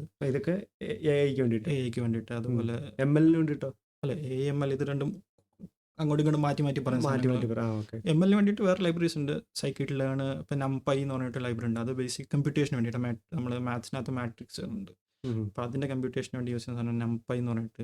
പിന്നെ അതുപോലെ ഡേറ്റ ഇതിൽ നിന്ന് മറ്റേ ടാബുലർ ഡേറ്റ ഇതിൽ നിന്ന് അനലൈസ് ചെയ്യുന്നതിനും എല്ലാത്തിനും വേണ്ടി പാണ്ടാസ് എന്ന് പറഞ്ഞൊരു സാധനം ഉണ്ട്. ഓക്കെ. അപ്പം പൈത്തൺ ഗെയിം ഡെവലപ്മെന്റിന് ഉപയോഗിക്കുന്നുണ്ടോ? നിനക്കറിയോ? നിനക്ക് ആ സെക്ഷൻ അറിയാമോ? പൈത്തണിനകത്ത് ഗെയിമിനുള്ള ഫ്രെയിം വർക്കുകൾ ഉണ്ട്. പക്ഷേ നമ്മൾ ഗെയിം എന്ന് പറയുമ്പോൾ പല ടൈപ്പ് ഗെയിമുകളുണ്ടല്ലോ. ഇപ്പം നമ്മൾ മറ്റേ PUBG, കോൾ ഓഫ് ഡ്യൂട്ടി അങ്ങനത്തെ ഗെയിം ആണെങ്കിൽ ഇല്ലല്ലോ, പൈത്തൺ അതിന് ഉപയോഗിക്കാൻ പറ്റില്ല. അതിനകത്ത് മെയിനായിട്ട് യൂസ് ചെയ്യുന്ന C# അല്ലെങ്കിൽ C++ പോലുള്ള സാധനങ്ങളാണ്. ഓക്കെ. അല്ലാതെ ഗെയിം നീ 2 തരത്തിലുള്ള ഗെയിം എന്ന് പറയുമ്പോൾ പൈത്തൺ ഉപയോഗിച്ച് ഗെയിം ഉണ്ടാക്കാം. പക്ഷെ അതൊരു എന്താ പറയാ, മറ്റേ അങ്ങനെ നമ്മളെ ഗെയിം എന്ന് പറയാൻ പറ്റില്ല. ഇപ്പം നമ്മൾ മറ്റേ ടെട്രിസ് ഇല്ലേ, മറ്റേ കട്ട അടുക്കിയിട്ട് ഇതുപോലത്തെ സാധനങ്ങളൊക്കെ ഇതിനകത്ത് ഉണ്ടാക്കാം. അല്ലെങ്കിൽ സ്നേക്ക് പോലത്തെ സാധനങ്ങൾ ഇതിനകത്ത് ഉണ്ടാക്കാം. കുറെ കുറച്ചുകൂടി കമ്പ്യൂട്ടേഷണൽ, അതായത് ഒരുപാട് പാരലൽ പ്രോസസ്സിങ് വരുന്ന സാധനങ്ങളെല്ലാം. അതുപോലെ മറ്റേ ഇതിനകത്ത് വേറൊരു സാധനം ഗെയിം എഞ്ചിൻ എന്ന് പറഞ്ഞിട്ടുള്ള സാധനം ഉണ്ട്. അത് മിക്കവാറും അത് യൂസ് ചെയ്യുന്നത് C# അല്ലെങ്കിൽ C++ പോലത്തെ സാധനങ്ങൾ. ഓക്കെ. പൈത്തൺ പഠിക്കാൻ എളുപ്പമാണെന്നുള്ളത് നമ്മൾ ചോദിച്ചായിരുന്നു. ഓക്കെ. അപ്പോൾ നീ പറഞ്ഞതിൻ്റെ കൂട്ട് പൈത്തൺ ഏത് വർഷം വന്നതെന്ന് പറഞ്ഞാൽ 91 വന്നു. പക്ഷേ ഇപ്പം ഞാനാണെങ്കിലും ഈ വെബ് ഡെവലപ്മെന്റിൽ വന്നിട്ട് കുറേ ഈ റീസെൻ്റ് ആയിട്ടാണ് എല്ലാവരും പൈത്തൺ എന്ന് പറഞ്ഞിട്ട്. അപ്പോൾ why Python is so popular ഇപ്പോൾ ഈ ഒരു കാലഘട്ടത്തിൽ? നീ ഒരുപാട് ഉത്തരം അതിന് പറഞ്ഞിട്ടുണ്ട്. ഇപ്പം എനിക്ക് മനസ്സിലായി എന്തുകൊണ്ടാണെന്നുള്ളത്. പക്ഷേ ഏത് പോയിന്റിലാണ് പൈത്തൺ ഇങ്ങനെ മുന്നോട്ട് ഇത്രയും കയറി വന്നത്? നിനക്ക് എന്താ തോന്നുന്നത്? എൻ്റെ ഒരു എക്സ്പീരിയൻസ് എന്ന് പറയുന്നത് അത് കറക്റ്റ് ആവണമെന്നില്ല. ഞാൻ എൻ്റെ എക്സ്പീരിയൻസ് പറയുമ്പോൾ ഒരു 2015-2000 ആ ഒരു സമയം തൊട്ടാണ് പൈത്തൺ ഇന്ന് ഹൈപ്പിൽ വരുന്നത്. കാര്യം എന്ന് പറഞ്ഞാൽ 2012 ആ ഒരു പീരീഡിൽ ഈ മെഷീൻ ലേണിംഗ് AI എന്ന് പറഞ്ഞ സാധനം കയറി വരാൻ തുടങ്ങി. അന്നേരം ഏറ്റവും കൂടുതൽ ജോബ് ഓപ്പണിങ്സ്, ഏറ്റവും ഭയങ്കര സംഭവം ജോബായിട്ട് കണ്ടിരുന്നതെന്ന് പറഞ്ഞാൽ ഡേറ്റാ സയൻറ്റിസ്റ്റ്. അപ്പോൾ അത് പൈത്തൺ നിർബന്ധമായിരുന്നു. ഡേറ്റാ സയൻറ്റിസ്റ്റ് പൈത്തൺ അറിഞ്ഞിരിക്കണം. പൈത്തൺ പിന്നെ പഠിക്കാനും എളുപ്പമാണ്. അപ്പോൾ ആ ഒരു AI-യുടെ എന്താ പറയുക, ഒരു പീരീഡ് തുടങ്ങി. നമുക്ക് മനസ്സിലാവുന്ന രീതിയിൽ AI-യുടെ പീരീഡ് തുടങ്ങിയ സമയത്ത് പൈത്തൺ ആയിരുന്നു ഏറ്റവും മുന്നിലുണ്ടായിരുന്നു. അപ്പോൾ ആ ഒരു സമയം തൊട്ടാണ് ഹൈപ്പ് തുടങ്ങിയത്. അപ്പോൾ ഈ പൈത്തൺ പഠിക്കുന്നത് വഴി ഒന്ന് വെബ് ഡെവലപ്മെന്റ് ഫീൽഡിലേക്ക് പോവാം, അല്ലെങ്കിൽ നമുക്ക് ആർട്ടിഫിഷ്യൽ ഇന്റലിജൻസ്, മെഷീൻ ലേണിംഗ് പാത്തിലേക്ക് പോവാം. അതല്ലാന്നുണ്ടെങ്കിൽ ഏതൊക്കെ സാധ്യതകളിലേക്ക് പോവാം? ഓട്ടോമേഷൻ സ്ക്രിപ്റ്റിംഗ്, അതൊരു ഇതുണ്ട്. ഓട്ടോമേഷൻ സ്ക്രിപ്റ്റിംഗ് പോവാം. പിന്നെ ഡേറ്റാ സയൻറ്റിസ്റ്റ് അത് AML ഇപ്പം അങ്ങനെ ഇതല്ല. ഡേറ്റാ സയൻറ്റിസ്റ്റ് അന്നൊരു ഇതായിരുന്നു. ഇപ്പം ഡേറ്റാ സയൻറ്റിസ്റ്റ് കുറച്ചുകൂടെ ഇതായ മീൻസ് ഒരു കുറച്ചുകൂടെ സാധനങ്ങളുണ്ട് അതിനകത്ത്. പൈത്തൺ ലൈബ്രറീസ് മാത്രം പോരാ, വേറെ കുറേ സാധനങ്ങൾ വേണം. പിന്നെ വേറെ സൈബർ സെക്യൂരിറ്റിക്ക് യൂസ് ചെയ്യാൻ, ടൂൾസ് ബിൽഡ് ചെയ്യാനും അതിന് വേണ്ടി യൂസ് ചെയ്യാം പൈത്തൺ. അപ്പോൾ നല്ല ഒരു ഒറ്റ ലാംഗ്വേജിൽ നമ്മൾ മാസ്റ്റർ ചെയ്യുന്നത് കൊണ്ട് നമുക്ക് വേരിയസ് ആയിട്ടുള്ളതിലേക്ക് പോകാൻ പറ്റും. അത് പൈത്തൺ മാത്രമായിട്ട് നിങ്ങൾ പോകാന്ന് വെച്ച് കഴിഞ്ഞാൽ നടക്കില്ല. അത് വേറെ കുറേ കാര്യങ്ങൾ വരും. കാര്യം ഇപ്പോൾ പൈത്തൺ പഠിച്ചിട്ടൊക്കെ ഞാൻ അത് നിങ്ങൾക്കൊരു എൻട്രി കിട്ടുകയുള്ളൂ ആ ഒരു ഫീൽഡിലേക്ക്. ഓക്കെ. പക്ഷെ പിന്നെ ആ ഫീൽഡിലേക്ക് കഴിയുമ്പോൾ ഇപ്പം ഞാൻ പറഞ്ഞല്ലോ, ഇപ്പോൾ വെബ് പഠിക്കാൻ പോകുമ്പോഴത്തേക്കും ജാങ്കോ പഠിക്കണം. വെബിനകത്ത് ഫ്രെയിംവർക്ക് ഉള്ളതുപോലെ ഇത് ഓരോന്നിനകത്ത് ഫ്രെയിംവർക്കും വേറെ ടൂൾസും കാര്യങ്ങളും ഉണ്ടാവും. അപ്പോൾ അത് നിങ്ങൾക്ക് മാസ്റ്റർ ചെയ്യേണ്ടി വരും. മാസ്റ്റർ ചെയ്യണം എന്നല്ല, അറിഞ്ഞിരിക്കേണ്ടി വരും. ഓക്കെ. ഓക്കെ. നീ ഏതെങ്കിലും പൈത്തണിൻ്റെ നല്ല ട്യൂട്ടോറിയൽ ബിഗിനേഴ്സിന് പറ്റിയ, നീ മുമ്പേ ഒരെണ്ണം പറഞ്ഞായിരുന്നല്ലോ മറ്റേ ഒരാളുടെ, അത് മെഷീൻ ലേണിംഗിന് അത് മെഷീൻ ലേണിങ്ങിന് വേണ്ടിയിട്ടുള്ള പൈത്തണാണ്. അല്ലാതെ പക്ഷെ അന്ന് ഞാൻ പഠിക്കുമ്പോൾ അത് ഒക്ടേവിലായിരുന്നു, ഞാൻ പറഞ്ഞില്ല ആ ഓക്കെ. സാധനത്തിന്. പക്ഷെ ഇപ്പം അവരത് പൈത്തണിലാക്കിയിട്ടുണ്ട് ആ സാധനം. ഇപ്പം അപ്പോൾ അവരുടെ എല്ലാ ട്യൂട്ടോറിയലും ഏതെങ്കിലും ട്യൂട്ടോറിയൽ എനിക്ക് യൂട്യൂബിലോ അല്ലെങ്കിൽ ഏതെങ്കിലും റെക്കമെൻഡേഷൻ ഉണ്ടോ, ഏതെങ്കിലും ചാനലോ? യൂട്യൂബിൽ വെബ് ഡയറി എന്നൊന്നും പറയല്ലേ. ആ വെബ് ഡയറി നിങ്ങൾ എല്ലാവരും സബ്സ്ക്രൈബ് ചെയ്യണം പ്ലീസ്. റെക്കമെൻഡേഷൻ നമ്മുടെ പിള്ളേർക്ക് പറഞ്ഞു കൊടുക്കാൻ പറ്റിയ മലയാളത്തിൽ നല്ല ചാനൽസ് ഞാൻ മലയാളത്തിൽ അങ്ങനെ നോക്കിയിട്ടില്ല. മലയാളത്തിലല്ല ഞാൻ പറയുന്നത്, അല്ലാതെ കോമൺ ആയിട്ട് ഏതെങ്കിലും കിട്ടുവാണെങ്കിൽ എനിക്ക് അയച്ചു തന്നാൽ ഞാൻ താഴെ ലിങ്കിൽ അങ്ങനെ ഇല്ല, ഞാൻ പഠിച്ചൊരു കോഴ്സ് ഉണ്ട്. അത് MITയുടെ ഒരു പ്രൊഫസർ പഠിപ്പിക്കുന്ന ഒരു കോഴ്സായിരുന്നു. അത് introduction to computer science using Python എന്ന് പറഞ്ഞിട്ടൊരു കോഴ്സായിരുന്നു. അതെവിടെ, കോഴ്സിറയിലാണോ യൂട്യൂബിലാണോ? കോഴ്സറിലില്ല എന്ന് തോന്നുന്നു. എനിക്ക് ആ യൂട്യൂബിൽ സാധനം ഇപ്പോൾ പ്ലേലിസ്റ്റ് ആയിട്ട് കിട്ടുമെന്ന് തോന്നുന്നു എനിക്ക്. കിട്ടുന്നുണ്ടല്ലോ. അതിപ്പം ലേറ്റസ്റ്റ് സാധനം കിട്ടും. അതുപോലെ വേറൊരു CS50 CS50 ഞാൻ പറഞ്ഞേ CS50 സൂപ്പർ കോഴ്സാണ്. സൂപ്പർ കോഴ്സാണ്. CS50 അത് മെനക്കെട്ടിരുന്ന് പഠിച്ച് ഫോളോ ചെയ്യാൻ പറ്റുന്നവർക്ക് അത് ബെസ്റ്റ് സാധനം. കുറേ സാധനങ്ങളാണ് കവർ ചെയ്യും. കാര്യം എന്ന് പറഞ്ഞാൽ ഒരു കമ്പ്യൂട്ടർ സയൻസ് ഡിഗ്രി എടുക്കുന്നതിന് ഇക്വലൻ്റ് തന്നെ ആയിട്ടുള്ള സാധനമാണ്. കാരണം ഞാൻ നീ പറഞ്ഞിട്ട് തന്നെയാണെന്നുണ്ട് CS50 ഞാൻ ആദ്യമായിട്ട് കേട്ടിട്ട് ഞാൻ ഈ അൽഗോരിതം ഡേറ്റ സ്ട്രക്ചറിൻ്റെ പുറകെ പോയപ്പോൾ ആ പുള്ളി ഇങ്ങനെ സെർച്ച് ചെയ്യുന്നതും സോർട്ട് ചെയ്യുന്നതും പുള്ളി ഇങ്ങനെ കുറെ പേരെ ഇങ്ങനെ നിർത്തിയിട്ട് ഇതെങ്ങനെയാണ് പോകുന്നത് അത് നമ്മൾ വിഷ്വലി കാണുമ്പോൾ പിന്നെ നമ്മളത് പ്രോഗ്രാമിലേക്ക് വരുമ്പോൾ നമുക്ക് വളരെ മനസ്സിലായി ആ ഒരു തിരിച്ച് റീപ്രൊഡ്യൂസ് ചെയ്യാൻ ഭയങ്കര എളുപ്പമായിരിക്കും. നമുക്ക് കോഡ് എഴുതാൻ അറിയാം, ഈ സാധനത്തിന് എന്ത് എഴുതണം എന്നറിയാം, പക്ഷെ നമുക്ക് ആ ഫുള്ള് ത്രൂ ഔട്ട് ചിന്തിച്ചെടുക്കാൻ പറ്റുന്നുള്ളൂ. പക്ഷെ ആ സാധനം മനസ്സിലുണ്ടെങ്കിൽ നമുക്ക് എടുക്കാൻ പറ്റും. CS50 okay. CS50യുടെ ഒരു ഇതെന്ന് പറഞ്ഞാൽ CS50 ബേസിക് ഉണ്ട്, പിന്നെ ഇപ്പോൾ ഈ പറഞ്ഞ പോലെ ഓരോ സെക്ഷനിലേക്ക് ബ്രാഞ്ച് സൈബർ സെക്യൂരിറ്റിയിലുണ്ട്. സൈബർ സെക്യൂരിറ്റി എല്ലാം യൂട്യൂബിലുണ്ട്. CS50യുടെ സൈറ്റ് ഫ്രീ ആയിട്ട് എടുക്കാം. CS50ക്ക് ഡയറക്റ്റ് സൈറ്റ് ഉണ്ട്, അവരുടെ സൈറ്റ് ഉണ്ട്, അത് ഫ്രീ ആയിട്ട് എടുക്കാം. ഞങ്ങൾക്ക് അത് കംപ്ലീഷൻ്റെ സർട്ടിഫിക്കറ്റിന് വേണമെങ്കിൽ ചെറിയ പേയ്മെൻറ്റ് ഉണ്ടെന്ന് തോന്നുന്നു, കുഴപ്പമില്ല. അപ്പോൾ ഞാൻ ഇതൊരു കോൺട്രവേഴ്സി ആയിട്ടുള്ളൊരു ചോദ്യമാണ്. നമ്മൾ ഇൻസ്റ്റിറ്റ്യൂട്ടിൽ പോയിട്ട് ഈ ചിരിപ്പിക്കില്ല ഇൻസ്റ്റിറ്റ്യൂട്ടിൽ പോയിട്ട് നമുക്ക് പൈത്തൺ പഠിക്കണം എന്ന് നിർബന്ധമുണ്ടോ, അതോ നമുക്ക് വീട്ടിൽ ഇരുന്നിട്ട് ഇത് പഠിക്കാൻ പറ്റുമോ? അതായത് നമ്മൾ കോളേജൊക്കെ പഠിച്ചിറങ്ങുന്ന ഒരു കുട്ടിയുടെ കാര്യമാണ് ഞാൻ പറയുന്നത്. അതായത് ഞാൻ ചോദിക്കുന്നത്, ഇപ്പം ഇൻസ്റ്റിറ്റ്യൂട്ടിലാണെങ്കിലും സെൽഫ് ലേണിംഗ് എന്നൊക്കെയാണ് പറയുന്നത്. അപ്പോൾ ഞാൻ ചോദിക്കുന്നത്, നമ്മൾ ഒരു ഇൻസ്റ്റിറ്റ്യൂട്ടിൽ പോയിട്ട് വേണോ ഇത് പഠിക്കാൻ, അത് വീട്ടിൽ ഇരുന്ന് പഠിക്കാൻ പറ്റുമോ ശ്രമിച്ചാൽ? കോളേജ് കഴിഞ്ഞവർക്ക് വേണ്ടിയാണ് പറയുന്നുണ്ടെങ്കിൽ, നമ്മൾ അതായത് കോളേജിൽ കമ്പ്യൂട്ടർ സയൻസ് കഴിഞ്ഞവർക്ക് വേണ്ടിയിട്ടാണ് പറയുന്നുണ്ടെങ്കിൽ ഈ കോളേജിൽ നമുക്കൊരു സ്കില്ല് കിട്ടും. കോളേജിൽ നമുക്ക് സ്കില്ല് കിട്ടുമെന്ന് പറഞ്ഞു കഴിഞ്ഞാൽ നമ്മൾ പഠിച്ച സാധനത്തിനല്ല, നമുക്ക് എന്ത് സാധനവും എങ്ങനെയും പഠിക്കാന്നുള്ള ഒരു സ്കില്ല് കിട്ടും. അതായത് പഠിക്കാൻ ശ്രമിക്കുന്നവർക്ക് കിട്ടും. പഠിക്കാൻ ശ്രമിക്കുന്നവർക്കും കിട്ടും. അതിന് പഠിക്കാൻ ശ്രമിക്കുന്നവർക്ക് കിട്ടും, അങ്ങനെ പറയാം. അതായത് നമ്മളിപ്പം ഇപ്പം എൻ്റെ കാര്യം പറഞ്ഞു കഴിഞ്ഞാൽ ഞാനായാലും, അതായത് ഞാൻ ഉദ്ദേശിച്ചെന്ന് വെച്ചാൽ ആരെങ്കിലും നിർബന്ധിച്ച് CS എടുക്കാൻ വിടുന്നതും സ്വയം ഇഷ്ടപ്പെട്ട് CS വരുമ്പോൾ എന്തോ നമുക്ക് 4 വർഷം കൊണ്ട് വലിയൊരു ഗ്രാസ്പിംഗ് നോളജ് കിട്ടുന്നില്ലെങ്കിലും അറ്റ്ലീസ്റ്റ് പ്രോഗ്രാമിങ്ങിന്റെ ഒരു ഔട്ട്ലൈനിങ് എന്നല്ല, അതിനകത്തൊരു ബേസിക് ആയിട്ട് ഒരു സ്കില്ല് കിട്ടും. സ്കില്ലെന്ന് പറഞ്ഞു കഴിഞ്ഞാൽ ഇപ്പൊ നീ പഠിപ്പിച്ചിട്ടായിരുന്നു എനിക്കറിയാം, ഭയങ്കര പഠിപ്പിച്ചിട്ടായിരുന്നു. അപ്പോൾ ഞാൻ പാട് പഠിച്ചത് ഡിഗ്രിക്ക് മാത്രമാണ്, അതിന്റെ കഥ വേറെയാണ്. അത് എന്നെ കൊണ്ട് പഠിപ്പിച്ചതാണ് ആക്ച്വലി. ഞാൻ പഠിച്ചില്ലായിരുന്നെങ്കിൽ അത് വിട്ടത്, അത് ഞാൻ പിന്നെ വേറെ ഏതെങ്കിലും സ്റ്റോറിയിൽ പറഞ്ഞോളാം. അപ്പോൾ ഇപ്പം ഞാൻ എൻ്റെയും കുറച്ച് ഫ്രണ്ട്സിൻ്റെയും കാര്യങ്ങളെന്ന് പറഞ്ഞു കഴിഞ്ഞാൽ പരീക്ഷയുടെ സമയമാകുമ്പോഴത്തേക്കും ഒരു സാധനം കയ്യിലുണ്ടാവില്ല. കൈ കിട്ടിയ മറ്റേ നോട്ട്ബുക്കിൻ്റെ കോപ്പിയോ അല്ലെങ്കിൽ മറ്റേ ടെക്സ്റ്റിൻ്റെ കോപ്പിയോ അല്ലെങ്കിൽ അങ്ങനെ എടുത്ത് വെച്ചാൽ അന്നേരം രാത്രി അല്ലെങ്കിൽ തലേന്ന് രാത്രി. എനിക്ക് അത്ഭുതം തോന്നിയിട്ടുണ്ടോ, കാരണം ഞാൻ സെമസ്റ്റർ തുടങ്ങുമ്പോൾ തന്നെ പഠിച്ചു തുടങ്ങുന്ന ഒരാളാണ്. അപ്പം പരീക്ഷയ്ക്ക് മുമ്പ് തലേ ദിവസം ഇപ്പം എൻ്റെ ഒരുത്തനുണ്ട്, അവനും ഇച്ചിരി പഠിപ്പിച്ചിട്ട്. അപ്പം അവൻ അറിയണം ഞാൻ എവിടം വരെ എത്തിയെന്നുള്ളത്. അപ്പം അവൻ എന്നെ വിളിച്ചിട്ട് ചോദിക്കും, അളിയ എവിടം വരെയാണ്? ഞാൻ പറഞ്ഞാൽ ഞാൻ 3ാമത്തെ റിവിഷനിലേക്ക് പോകാന്ന് പറയുമ്പോൾ അവന് ടെൻഷൻ കയറും, അയ്യോ അങ്ങനെ അവൻ പോകും. കാരണം ഞാൻ ആ ഒരു പ്രോസസ്സിലൂടെ കടന്നു പോകുന്ന ആളാണ്. കാരണം എനിക്ക് 6 മാസം സെമസ്റ്റർ എനിക്ക് വേണം. അപ്പം അടുത്ത സെമസ്റ്റർ 3 മാസം ഉള്ളെന്ന് പറഞ്ഞാൽ ചിലപ്പോൾ എനിക്ക് അങ്ങനെ സ്കോർ ചെയ്യാൻ പറ്റത്തില്ല. പക്ഷെ ചിലവര് ഈ 6 മാസം കൂടെ പഠിക്കുന്നവര് എന്തുവാ നോട്ട്സ് എഴുതത്തില്ല, അവർ നോട്ട്സ് പഠിക്കുന്നത് പോലും ഞാൻ കണ്ടിട്ടില്ല. പക്ഷെ ഈ പറയുന്നതിൻ്റെ കൂട്ട് ഡേറ്റ് വന്നു കഴിയുമ്പോൾ അവരിരുന്നിട്ട് ഒരു പ്രിപ്പറേഷൻ ഉണ്ട് അവർക്ക്. പക്ഷെ അവര് നമ്മൾ അത്രയും സ്കോർ ചെയ്യുന്നില്ലെങ്കിലും വളരെ നല്ല മികച്ച രീതിയിലൊക്കെ അവർ നല്ലപോലെ സ്കോർ ചെയ്യുന്നുണ്ട്. അപ്പം നീ പറഞ്ഞു വന്നെന്ന് വെച്ചാൽ പറഞ്ഞു കഴിഞ്ഞാൽ ആ ഒരു സ്കില്ലുണ്ടല്ലോ, ആ അതായത് പെട്ടെന്നൊരു ടെക്സ്റ്റ് ബുക്ക് അല്ലെങ്കിൽ ഒരു മെറ്റീരിയൽ എടുത്ത് വെച്ചിട്ട് ആ സാധനത്തിനകത്തുള്ളത് വായിച്ച് മനസ്സിലാക്കി ഉം, അതിനെ റീപ്രൊഡ്യൂസ് ചെയ്യാൻ പറ്റുന്ന ഒരു കഴിവുണ്ടല്ലോ. ഉം, ഉം, അപ്പം അത് പഠിപ്പിച്ച് കിട്ടുന്നതിനും കാട്ടി ഉം. അത് സ്വന്തമായിട്ട് ബിൽഡ് ചെയ്യുക, അതായത് സ്വന്തമായിട്ട് ഒരു കാര്യം നോക്കി പഠിച്ച് മനസ്സിലാക്കാൻ ആ ഒരു സ്കില്ലുണ്ടല്ലോ, ഉം. അത് കോളേജിൽ നിന്ന് കിട്ടുന്ന സ്കില്ലാണ്. ശരിയാണ്. അതെ അതെ ഓക്കെ, ആ സ്കില്ലുള്ളവർക്ക് ഒരു ഇൻസ്റ്റിറ്റ്യൂട്ടിലും പോകേണ്ട കാര്യമില്ല. കാര്യമില്ല. ഇനി പോകേണ്ട കാര്യം ഉള്ളവർക്ക് എങ്ങനെയാണെന്ന് വെച്ച് കഴിഞ്ഞാൽ പറയേണ്ടി വെച്ചാൽ തല്ലി കിട്ടിയാൽ പഠിക്കൂ അല്ലെങ്കിൽ ആരെയും തള്ളി വിട്ടാലേ പഠിക്കൂ എന്നുള്ളവർക്ക് ഉം. പോകേണ്ടി വന്നേക്കാം. അല്ലാണ്ട് പഠിക്കണം എന്ന് ആഗ്രഹമുള്ളവർക്ക് ഉം. സുഖമായിട്ട് പഠിച്ചു, അത് അത്ര വലിയ ആനക്കാര്യമുള്ളതല്ല. കാര്യമുള്ള കാര്യമാണ്. ഓക്കെ, അപ്പോൾ ആ ഒരു സെക്ഷൻ കഴിഞ്ഞിരിക്കുകയാണ്. അപ്പം എനിക്ക് തോന്നുന്നത് ഇവിടെ വെച്ചിട്ട് ഒരു എപ്പിസോഡാക്കി മാറ്റാൻ പറ്റുമെന്ന് തോന്നുന്നു. 57 മിനിറ്റ്. അപ്പം കാരണം ഇനി കുറച്ച് ചോദ്യമുണ്ട്, നമുക്ക് കണ്ടിന്യൂ ചെയ്താലോ? ഓക്കെ ഫ്ലോയിലങ്ങോട്ടെ ഏ? ഫ്ലോയിലങ്ങോട്ടെ. ഓക്കെ, അപ്പോൾ തൽക്കാലം ഈ ഒരു ആദ്യം ഞാനിത് ലൈവ് ആക്കാം, ഇത് അപ്പാക്കാം. ആ എന്നിട്ട് നിന്റെ ഈ ചെളിയും അല്ല ചെളിയൊക്കെ കേട്ട് ആളുകൾ എന്താ പറയുന്ന നോക്കട്ടെ. അപ്പൊ വോയിസ് കൃത്യമായിട്ട് അതിനകത്ത് വന്നോ നോക്കണം. വോയിസ് വന്നില്ലെങ്കിൽ പിന്നെ ഈ പരിപാടി പിന്നെ ഞാൻ തല്ലും. അപ്പോൾ ഇത് അവരുടെ ഒരു അഭിപ്രായമൊക്കെ അറിഞ്ഞ് ഇത് യൂസ്ഫുൾ ആണ് ഉം. എന്ന് ഇവന് കണ്ണിന് ഇച്ചിരി ഇതുണ്ട് കേട്ടോ, അതാണ് അവൻക്ക് ഇടയ്ക്കിടയ്ക്ക് കണ്ണ് ചൊറിയുന്നത്, അത് അവൻ്റെ ഇറിറ്റേഷൻ ഉള്ളതുകൊണ്ട്. ഇനി വീഡിയോ ഇടാൻ പോവാണ് ഏത്? ഇത് ഇതൊന്നും ഞാൻ എഡിറ്റ് ചെയ്ത് കളയത്തൊന്നുമില്ല, ഏ, ഇതൊക്കെ അതിനകത്ത് വരും മോനെ. അപ്പോൾ ഇത് നിങ്ങൾക്ക് ഈ ഒരു സെഷൻ വളരെ യൂസ്ഫുൾ ആയിരുന്നു എന്ന് തോന്നുവാണെന്നുണ്ടെങ്കിൽ മാത്രം ഞാൻ അടുത്ത ഇപ്പം നമ്മുടെ രണ്ടാമത്തെ സെഷൻ ഞാൻ അപ്ലോഡ് ചെയ്യാം കേട്ടോ. ഉം. അപ്പോൾ നിങ്ങളുടെ വിലപ്പെട്ട അഭിപ്രായങ്ങളൊക്കെ താഴെ കമൻറ്റിൽ പറയുക. സബ്സ്ക്രൈബ് ചെയ്യാനും ലൈക്ക് ചെയ്യാനും മറക്കരുത്. ഓക്കെ, ഉം.